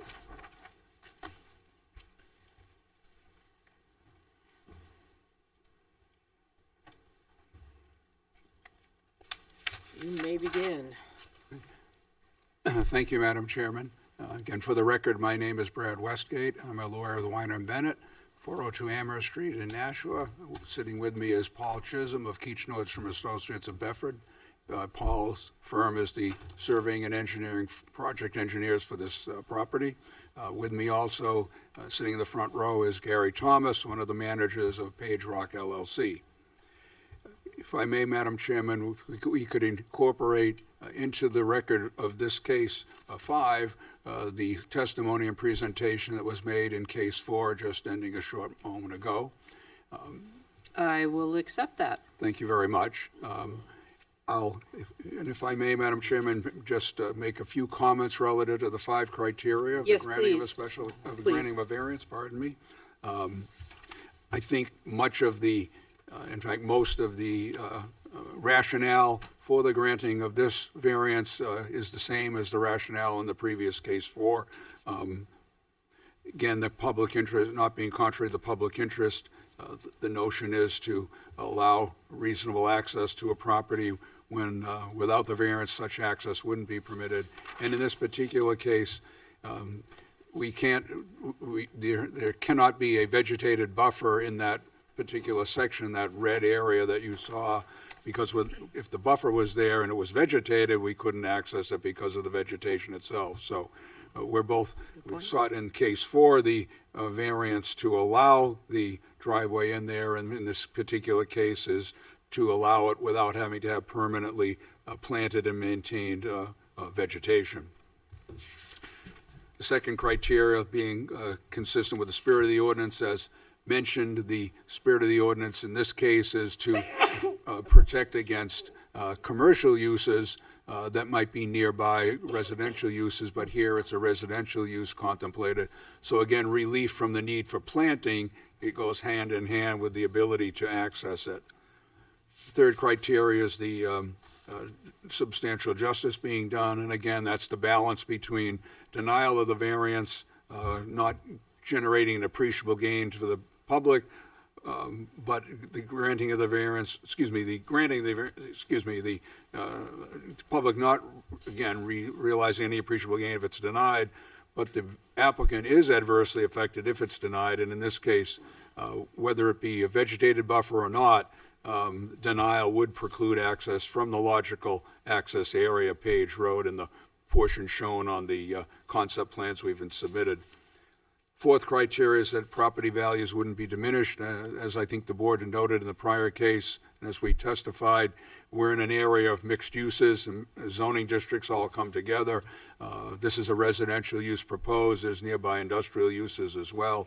And given the location of this property and what's around it, I think it's fairly evident that adverse effects to property values are not to be encountered. The last criteria, of course, is the hardship criteria. And again, we have a unique set of circumstances, not the least of which is the nature of the zoning districts and how one goes right through Page Road and forces this analysis we must make to figure out a logical way in which a variance should be granted. In this case, again, from the vegetated buffer, it's one thing to be able to have the access allowed in case 4 as you did, but we certainly can't vegetate it and have access permitted. Appropriate landscaping will be, of course, a subject of planning board determinations as well in the whole site plan process. So we would respectfully submit that those rationale would support this application, and certainly happy to answer questions. Do we have any questions from the board? I have none.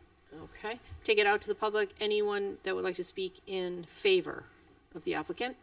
Let the record show there is no one. Anyone in opposition that would like to speak?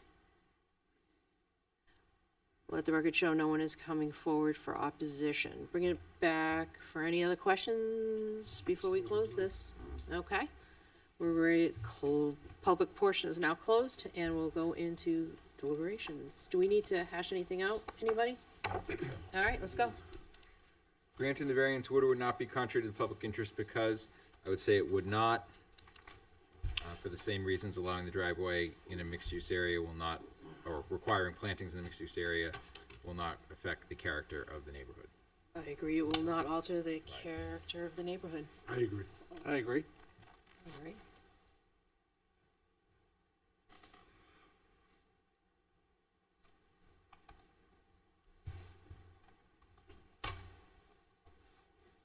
Spirit of the ordinance would or would not be observed because I would say it would. Not requiring the plantings will not affect health, safety, or public welfare. I agree. I agree. Just the opposite. Yeah, that's fair. Drive over the plantings.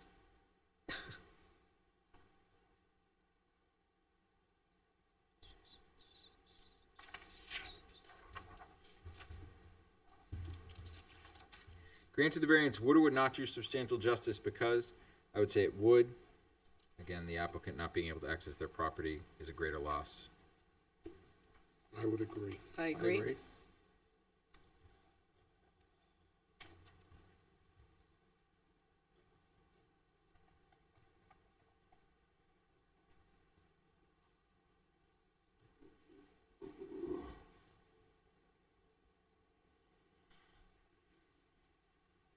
For the following reasons, the values of the surrounding properties would or would not be diminished.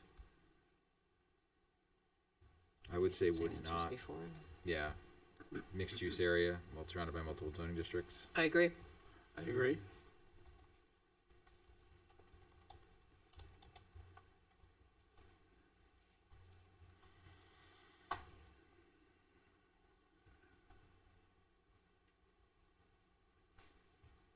Owing to special conditions of the property that distinguish it from other properties in the area, denial of the variance would result in unnecessary hardship because there is or is not a fair and substantial relationship between the general public purpose of the ordinance provision and the specific application that brings the property because, I would say again, there is not. Say the answer is the same. Yeah. I agree. I agree. I agree.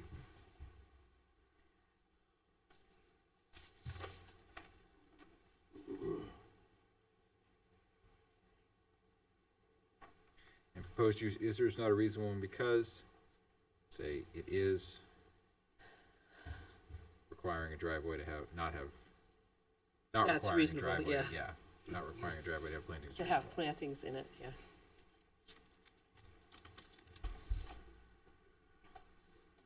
Comments, restrictions? I have none. None.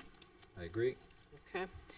Do I have a motion? I'd like to make a motion in case number 3/18/2026-5 to grant the request for a variance from LZO 4.3.3.B.2.B.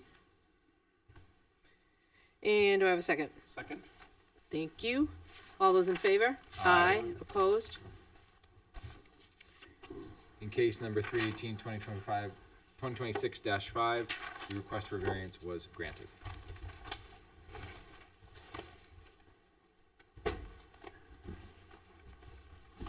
Halfway there. There's the next one. Yep, we're ready. Home stretch. Case number 3/18/2026-6, request for a variance from LZO 4.3.3.B.2.A to allow a driveway and parking to be located within the 50-foot landscape buffer. The parcel is located at 3 Page Road and 556 Mammoth Road in the C2 zoning district and AR1 zoning district. Tax map 15, lots 235-0 and 236-0, Page Rock LLC, owner and applicant.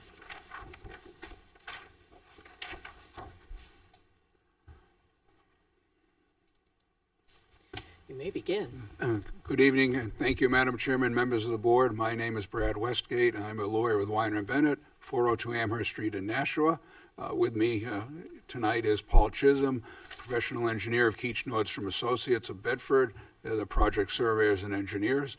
Also with me in the front row is Gary Thomas, who's a principal and manager of Page Rock LLC. We represent, that is Paul and I, Page Rock LLC, which is the owner and applicant in this particular case. This property, Madam Chairman, involves 2 lots, a small lot at 556 Mammoth Road and a larger lot at 3 Page Road. The property at 3 Page Road currently contains a single-family home. Together, these properties combine to be approximately 3 acres. The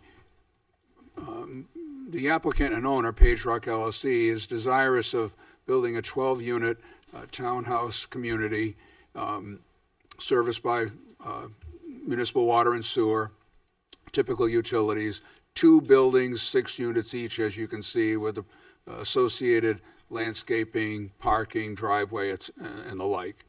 The idea would be to consolidate the 2 properties. The smaller one at 556 Mammoth Road is, as you can see, it's almost like a trapezoid. It's pretty much a rectangle. It's vacant. And essentially it would serve to provide the access into this property. That property, the small piece, is in the AR1 district, whereas the majority of this property, 3 Page Road, is in the C2 commercial district. So we can take a look at the GIS with the zoning layer and see that again. So what you see in orange is the 3 Page Road property. Now it's highlighted in blue, and the small piece at 556 Mammoth Road is the AR property. So the proposal here that pertains to this variance application is the manner in which to access this property. And the idea would be to access it through the 556 Mammoth Road property that's in the AR district, along that red driveway that you see. Similar situation to the case we talked about earlier, cases 4 and 5, where we're going through an AR zone to access our own property, if you will.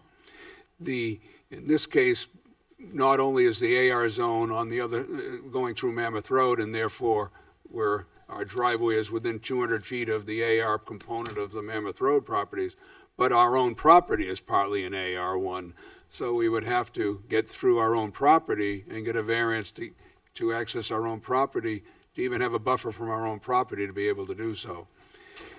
This case has one other component to it, and that's the yellow parking spaces. So 5 and a portion of another, so we've called it 6 parking spaces, would fall within the 50-foot buffer area that comes off the AR district. And to make that a little clearer, Paul, if you could you just draw, with using the pointer, show where the 50-foot buffer area buffer line is off of the AR1? And remember, our small lot is in AR1, so we're talking 50 feet off of it. I don't know if This is working. can use maybe use the, yeah. Paul's trying to use the, Well, it's not working on the screen. it does, Got it down it only here works and on up the here, wall, but yeah, okay. interesting. Okay. Can the pointer do it? She just left us. Yeah, she just, left us. Kristen's on. Yeah. I- Goodness. I'd be happy to point it out. Yeah, can Paul go forward and, with, Yeah, go ahead. would you allow him to do that? Oh, absolutely. Okay. Thank you very much. We always want to make sure we know exactly what we're Yeah, talking about. I think it's important just to understand, Yep. in this, it was a little easier in the other case, because the AR went right through the road. Yeah, this one's a little odd. We gotta get nailed down what we're dealing with, Yep. so. Obviously, in this case, these two lots are going to be consolidated into one. The zone line will not be changed. That's a whole different action that would have to happen for that to occur. Strict, reading of the ordinance takes, as Brad mentioned, that landscape buffer from the zone line itself. So you can see the AR1 zone line starts at the northwest property corner, comes down across where the old property line, or the 556 Mammoth Road property line will be, and then down to the middle of Page Road and down. The landscape buffer line, I highlighted this section here, and this buffer line kind of runs like this along the red and yellow colors, and then on the south side of that comes to this point right here, following Page Road all the way along to the east of the buffer. So the red part of the driveway that first comes off Mammoth Road is not just within 200 feet of the AR1, it's in the AR1. We're literally in the very zone for which we're supposed to be 200 feet away from, if you will. And then the rest of the red to the right is, as Paul showed, it's on it's on the C2 zone property, as is the yellow, but it's within that 50-foot buffer. So the idea here would be to get a variance to allow us to build a driveway right from Mammoth Road along the red, as well as those 6 parking spaces that are in yellow, because they all fall either in the AR1 itself or effectively within, they're certainly within 200 feet of the AR and therefore require the 50-foot buffer to be implemented. But we can't, again, access the property nor get these additional parking spaces without relief from that variance if we're to come in off Mammoth Road like contemplated. And even if we came in off Page Road, we would still have the same issue we had before in the first case. We can't get into the property from Page Road because we're, again, within the buffer requirement of the AR district, because the AR district is on the south side of Page Road as it splits Page Road. Just a couple other factors about this property. You can see, if you look on this plan, you can see a fair amount of wetlands delineation along Page Road. So to avoid those impacts, it made some sense, it made good sense to contemplate access of this property off of the Mammoth Road side, as you can see. It just lays out better. It has that non-wetland impact, if you will, that the Page Road access would otherwise require. How big of a parcel is 3-page? 3-page is about 2.6 acres in that order, and the small piece is about 0.4, I want to say. So they add up to about 3 total. Okay. Yeah, roughly speaking. So the projects are very similar. In this case, it happens to be 2 6-unit buildings rather than 1 5 and 1 7, but similar parking. The reason for the parking space request is because without them, you run those risks that you sometimes see where people start to park ad hoc if you don't have enough contemplated parking spaces for guest parking, for example, and also enough for residents. Paul, correct me if I'm wrong, but each unit as designed would have one parking space outside and one garage space inside. That's correct, which those numbers alone meet the ordinance. Right, so we meet the code, but we know the practicalities.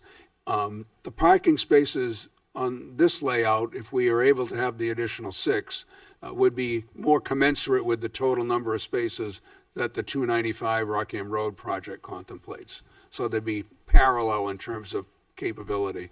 So the idea is to have a better functional site by wanting that additional 6 spaces for the parking. And this was the sort of logical place to put it, right along the driveway entrance and not impact other parts of the site. Go ahead. I'm sorry. Are there any other questions from board members? Okay. All right. If you like, Madam Chairman, I would go into discussing the 5 criteria for the granting of a variance. So as the board is very, very well aware, the first criteria is that a granting of a variance wouldn't be contrary to the public interest. And again, we would respectfully submit that in this case, where proposed a modest multifamily residential community is proposed, which is allowed by conditional use permit under the zoning ordinance. Of course, we would have to successfully get that before the planning board. But in this case, where that's allowed to permit access from Mammoth Road as laid out, the logical place to access the property, the sensible place to do it, and to permit parking that becomes commensurate with what practical use contemplates, wouldn't be contrary to the public interest. Given the nature of this property, given the way it can be laid out, the avoidance of potential wetland impact if coming off Page Road, and when factoring in the sort of mixed use and mixed zoned area that we are located in. Second criteria is that the spirit of the ordinance would be observed by the granting of the variance. And again, as I mentioned previously, the core aspect of this regulation is to provide buffering for residential uses from proposed commercial uses. But here we're a proposed residential use permitted by conditional use permit in the C2 district. So the spirit of the ordinance is to guard against commercial impact and deleterious effect, but we're not proposing that. We're proposing a residential use, therefore, contemplated by the spirit of this ordinance. Third criteria is that substantial justice be done. In this case, the standard and the test, of course, is that if the general public realizes no appreciable gain by the denial of the variance, but yet that denial adversely affects the applicant in a material way, then substantial justice is done if the variance is granted. So again, the inability to access it in the sensible place because of the nature of the zone lines, one of which is our own property, granting the variance does substantial justice. It permits that access, and it also permits, in the case of the 6 additional parking spaces, a greater layout and more practical and functional set of parking spaces for this approach. Fourth criteria is that value of surrounding properties not be diminished by the granting of the variance. So again, the variance is not for the use, that is the use of the property for residential purposes, because that's permitted by conditional use permit in the zoning ordinance. The variance is merely to allow through the 50-foot buffer area the driveway and the additional parking. And so we would submit that if you have a use that's permitted, multifamily, you've got to be able to get in there somehow. And when you've got this sort of oddity of zone line layouts, and you can't otherwise get in without some relief, it would seem sensible that that relief would be logical to be granted. And since it's a residential rather than a commercial use proposed, it would not be adverse to property values in this mixed zoned and mixed use area. And the last criteria, of course, is whether enforcement of the provisions of the ordinance result in unnecessary hardship because of special conditions of the property, distinguishing it from others in the area, and no substantial relationship existing between the general public purposes of that provision and the specific application, as well as the proposed use being a reasonable one. That typical two-prong test that was established years ago and then codified in New Hampshire law. So we've got a few special conditions here. Again, we're a corner lot where our combined lot is actually split zoned. One of the zones is the one that imposes the buffer requirement. Again, sort of buffering our in some part from ourselves. We're in a bit of a mixed use area as well, and of course we're adjacent to some industrial property, our own property which would be developed similarly, as well as in an area where zone lines cut right through the street. We also have the wetlands along the frontage of Page Road to some degree, which has a pretty significant impact on that potential access side. So with those special conditions, we analyze the purpose of the ordinance.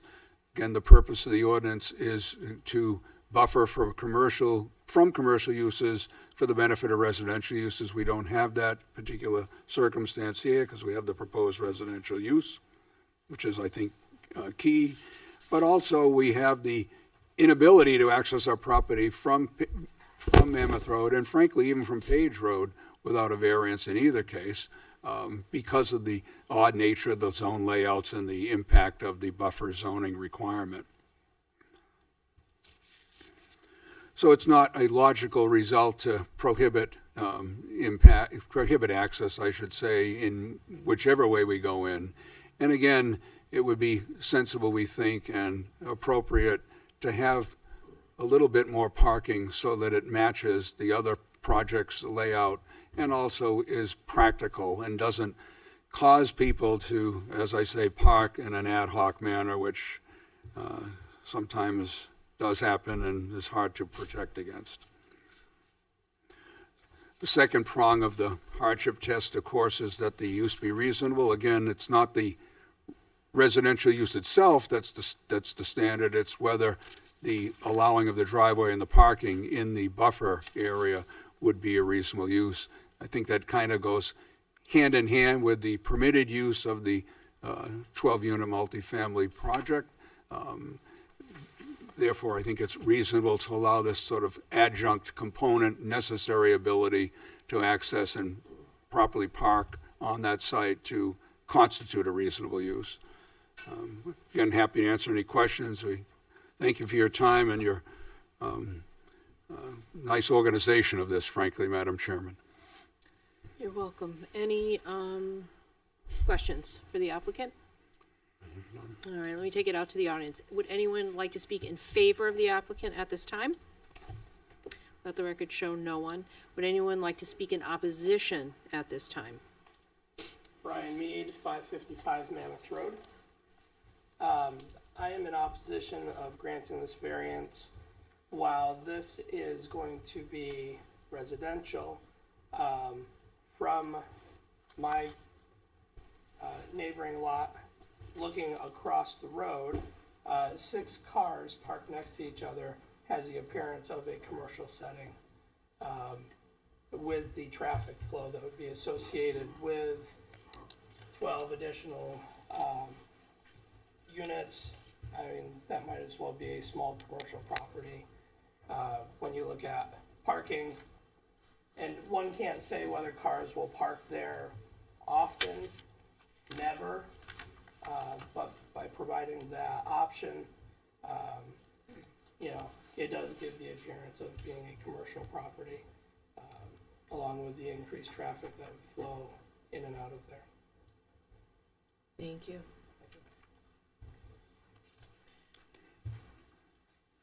My name is Renee Kelly, and I live at 552 Mammoth Road. I have a question and a comment. My question is, what is the distance between Page Road and the 6 units that are proposed there? How many feet is that? Okay. I'd be happy How to many, answer that now. Or, how many feet is that? Do you know? So the right-of-way from her property is 125 feet wide between property lines. That distance is roughly, from the actual units themselves, it's probably about another 75, so you're about 200 feet maybe from Okay. the units to the corner of her, the closest corner of her property. So across the street, if I could. Yeah, just yes, go from absolutely. here- Yep. From here to here. Oh, You're from the saying- yeah, from the middle here to line, here. yeah. So this is 60, and then about another 75. So it's 135 from the middle of the road to the Okay. yeah to the back of the units. 135. Yep. Okay. And my comment is greatly concerned about the traffic in that intersection. We just recently, because as Brian said before, 3 stop signs were put to the south on Mammoth Road, and that greatly helped our street, our section of the street, because there's no cut through anymore. But if all of these buildings are put there and the driveway, the driveways are proposed where they are, I am afraid the traffic's gonna increase greatly, and that intersection is it's just a magnet for accidents. So that's my concern. Okay. And I, make sure you attend any planning meetings, Okay. because we have a small part in this, which is just on the variance side. Mhm. And any of those concerns, planning would definitely address that. Okay, are they at a regular scheduled time during the Twice Twice a month, the first and second Wednesdays. first and second Wednesdays? Mhm. Okay, thank you. You're very welcome. Any other opposition? Let the record show that there is no more opposition. One last time, back to the board. Okay, we're good. At this time, public portion is closed. Let's go into deliberations. Do we have to hash out anything, anybody? We're good? All right, let's go. I Yes? just want to say, Oh, just one comment from my perspective. Yeah. Because of the concerns that have been expressed by the neighbors and that, but, I mean, that is commercial property, just as easily could put a commercial enterprise in that same space, because it's already zoned for C2, so, This is really unique. yeah. Yeah, so, I mean, that, it's, gonna end up either housing or commercial development, one way or the other. So I think we probably end up having, at least in my opinion, they probably have less traffic with the 6 or 12, the 12 units of housing than The impact, yeah. the impact. So, Yeah. I was not inclined to originally approve, but Yeah, after, it's worse. The worst after case we scenario hear for all colors. So, the presentation, paper only speaks so much, right? Yeah, It's one-dimensional, so this is definitely something unique. All right, well, let's do it. Granted the variance would or would not be contrary to the public interest because It would not. I agree it would not. Does not alter the character of the neighborhood. I agree. Would not alter, yep, the essential character of the neighborhood, I agree. Same as we ran through last two. Spirit of the ordinance would or would not be observed because I would say it would. Why would it be? There's no threat to health, safety, or general welfare. I agree. I agree. You've noticed I've just given up on. Yes, I know. Oh, goodness.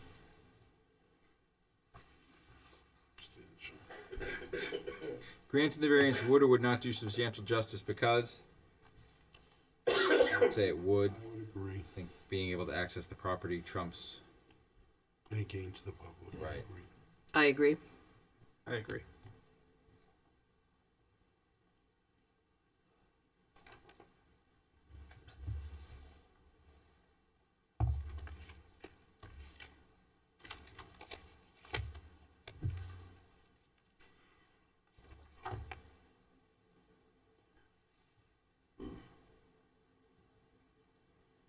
For the following reasons, the values of the surrounding properties would or would not be diminished.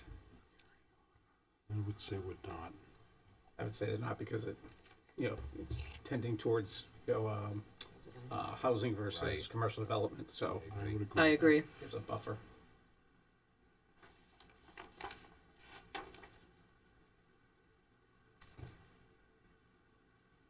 It's the analog to the Of the plant.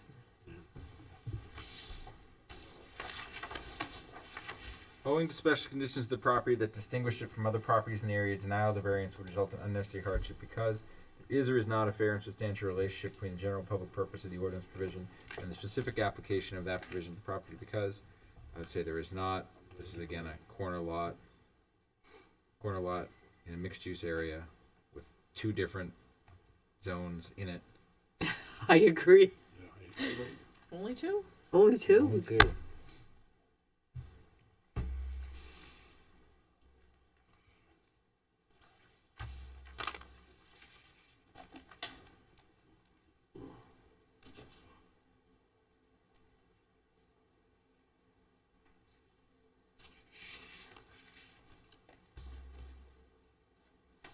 Proposed use is there's not a reasonable one, is driveways are reasonable. Driveways are reasonable to get in there. Agree.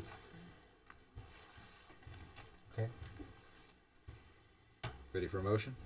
We have any conditions? Just asking, for the record. No conditions. Got none? No Okay. conditions from Do me. I have a motion? I'd like to make a motion in case number 3/18/2026-6 to grant the request for a variance from LZO 4.3.3.b.2.a to allow a driveway and parking to be located within the 50-foot landscape buffer. Do I have a second? I'll second. Thank you, Mitch. All those in favor? Aye. Opposed? So in case number 3/18/2026-6, the request for a variance was granted.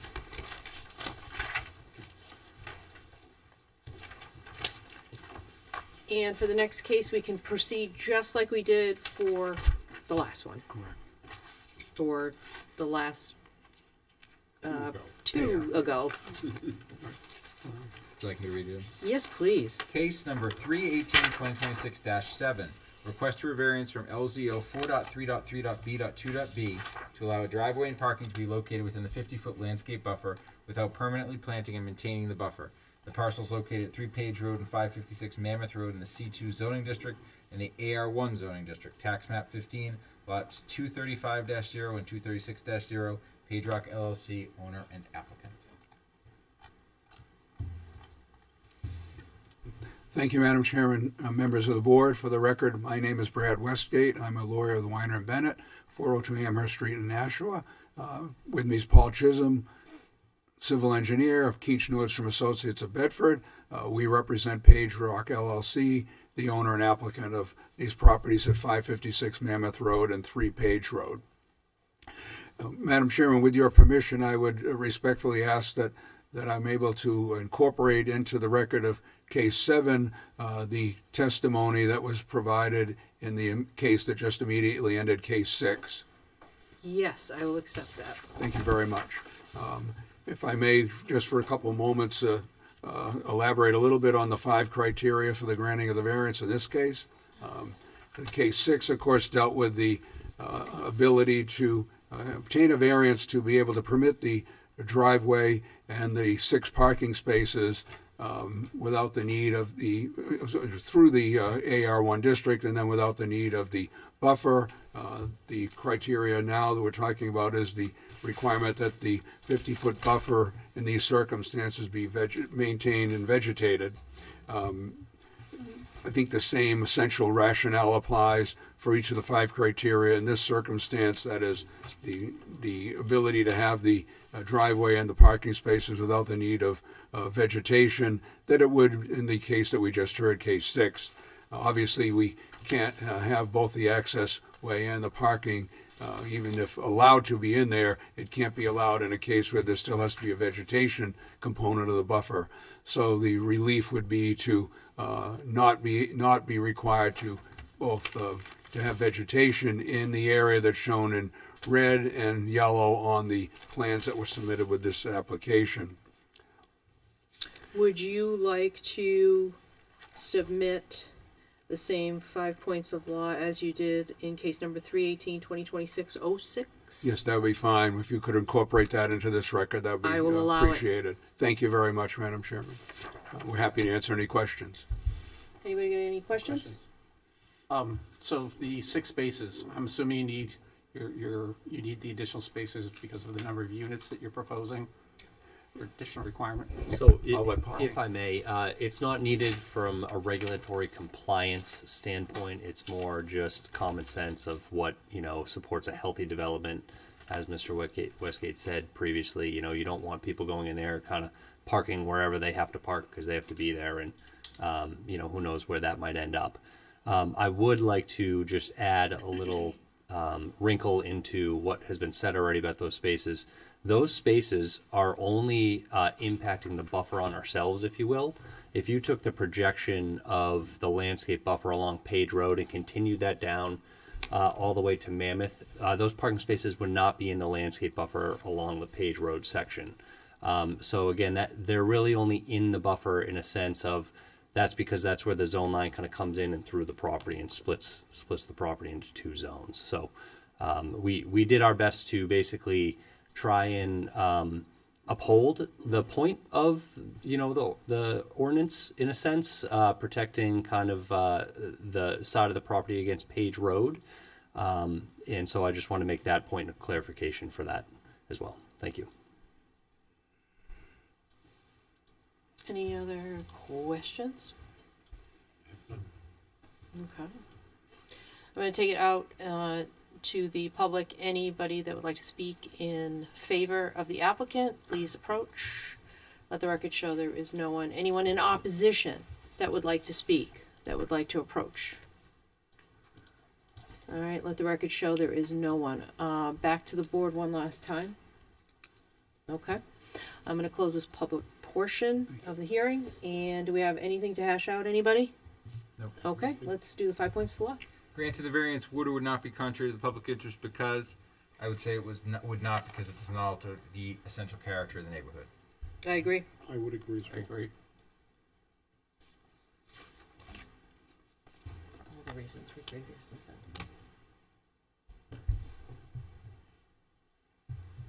The spirit of the ordinance would or would not be observed because, I would say it would because it doesn't pose a threat to health, safety, or the general welfare. I agree. I agree.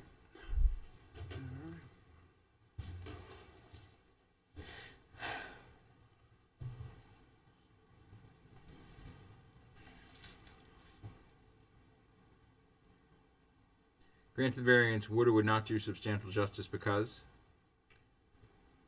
I would say it would. I think the loss to the applicant is greater than any gain to the public. I agree. I disagree. Okay. One disagree. I agree. I agree. Agree. Okay.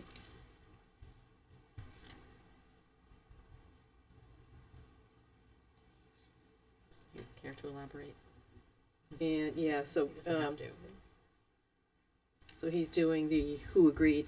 Why do you disagree? So we can write it down. I disagree because the spaces are optional and could be, and there's the potential to move those spaces to somewhere else on the property. So we're talking parking spaces. Parking spaces. Okay.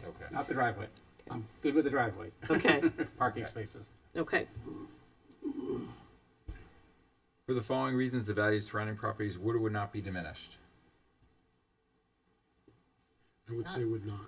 I say it would not, I agree. due to mixed use, or mixed Zoning. zoning. Yeah. Both mixed use and zoning.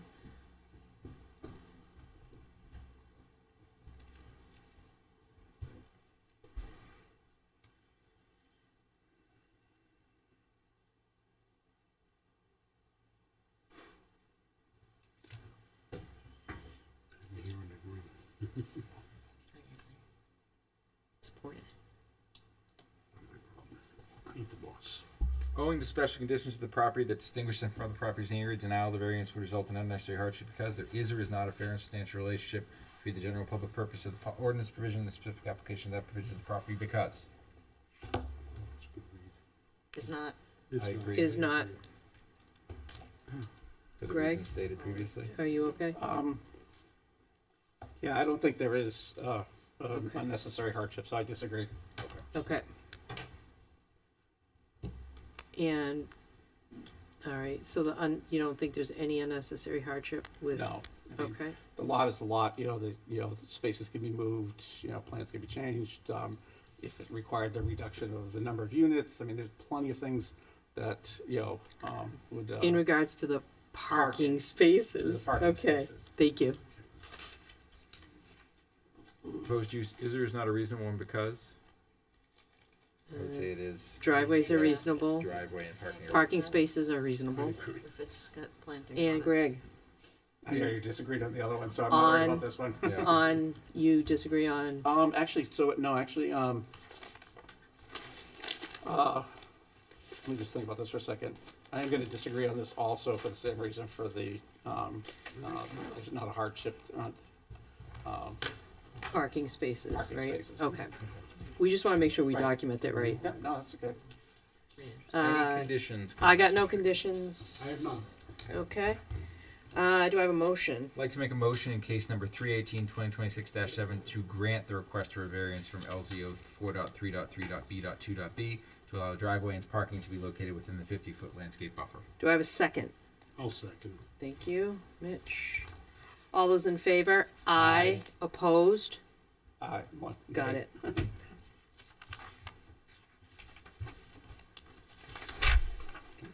In case number 318-2026-7, the request for a variance was granted. Thank you, Madam Chairman. Have a good members of the board. evening. Thank you. Have a good evening. Next, on our agenda, do we have any communication or miscellaneous that we must go over? Don't we have officers in there? Do we have any officer housekeeping? So I'm just reviewing what I'm thinking about. Communications and miscellaneous, no. Okay, everybody's all signed up, we're good, right? Yours looks different than mine. Yes. But there is the election of officers Election of that officers. needs to happen. Okay, mine doesn't have it on my paper. I don't know what What is up here? I printed it. I don't know what else to say. All right, so we don't have any communications and miscellaneous, but we do have other business. Election of officers. Yes. Who needs to be The whole elected? board? Everything? I think it's a yearly thing. Yeah, I think it's yearly. Annual, so we I should don't have done even it remember. already, but the full board wasn't here and I was not, didn't mention it. But I guess because I just signed, That's just to renew your being on the board. oh, okay, so this is, all right, here we go. So election of officers, all right. Are we, oh, God. Everybody happy with what they're doing? Yeah, I am. I know, you make I am it, as well. Come on, Jackie, you're happy. One more time. one more time. All right, I'll do it one more time. I'd like to make a motion to keep the officers the same. Is there a second? I third. Okay, all those in favor? Aye. Opposed? Who did the second? I did. Okay.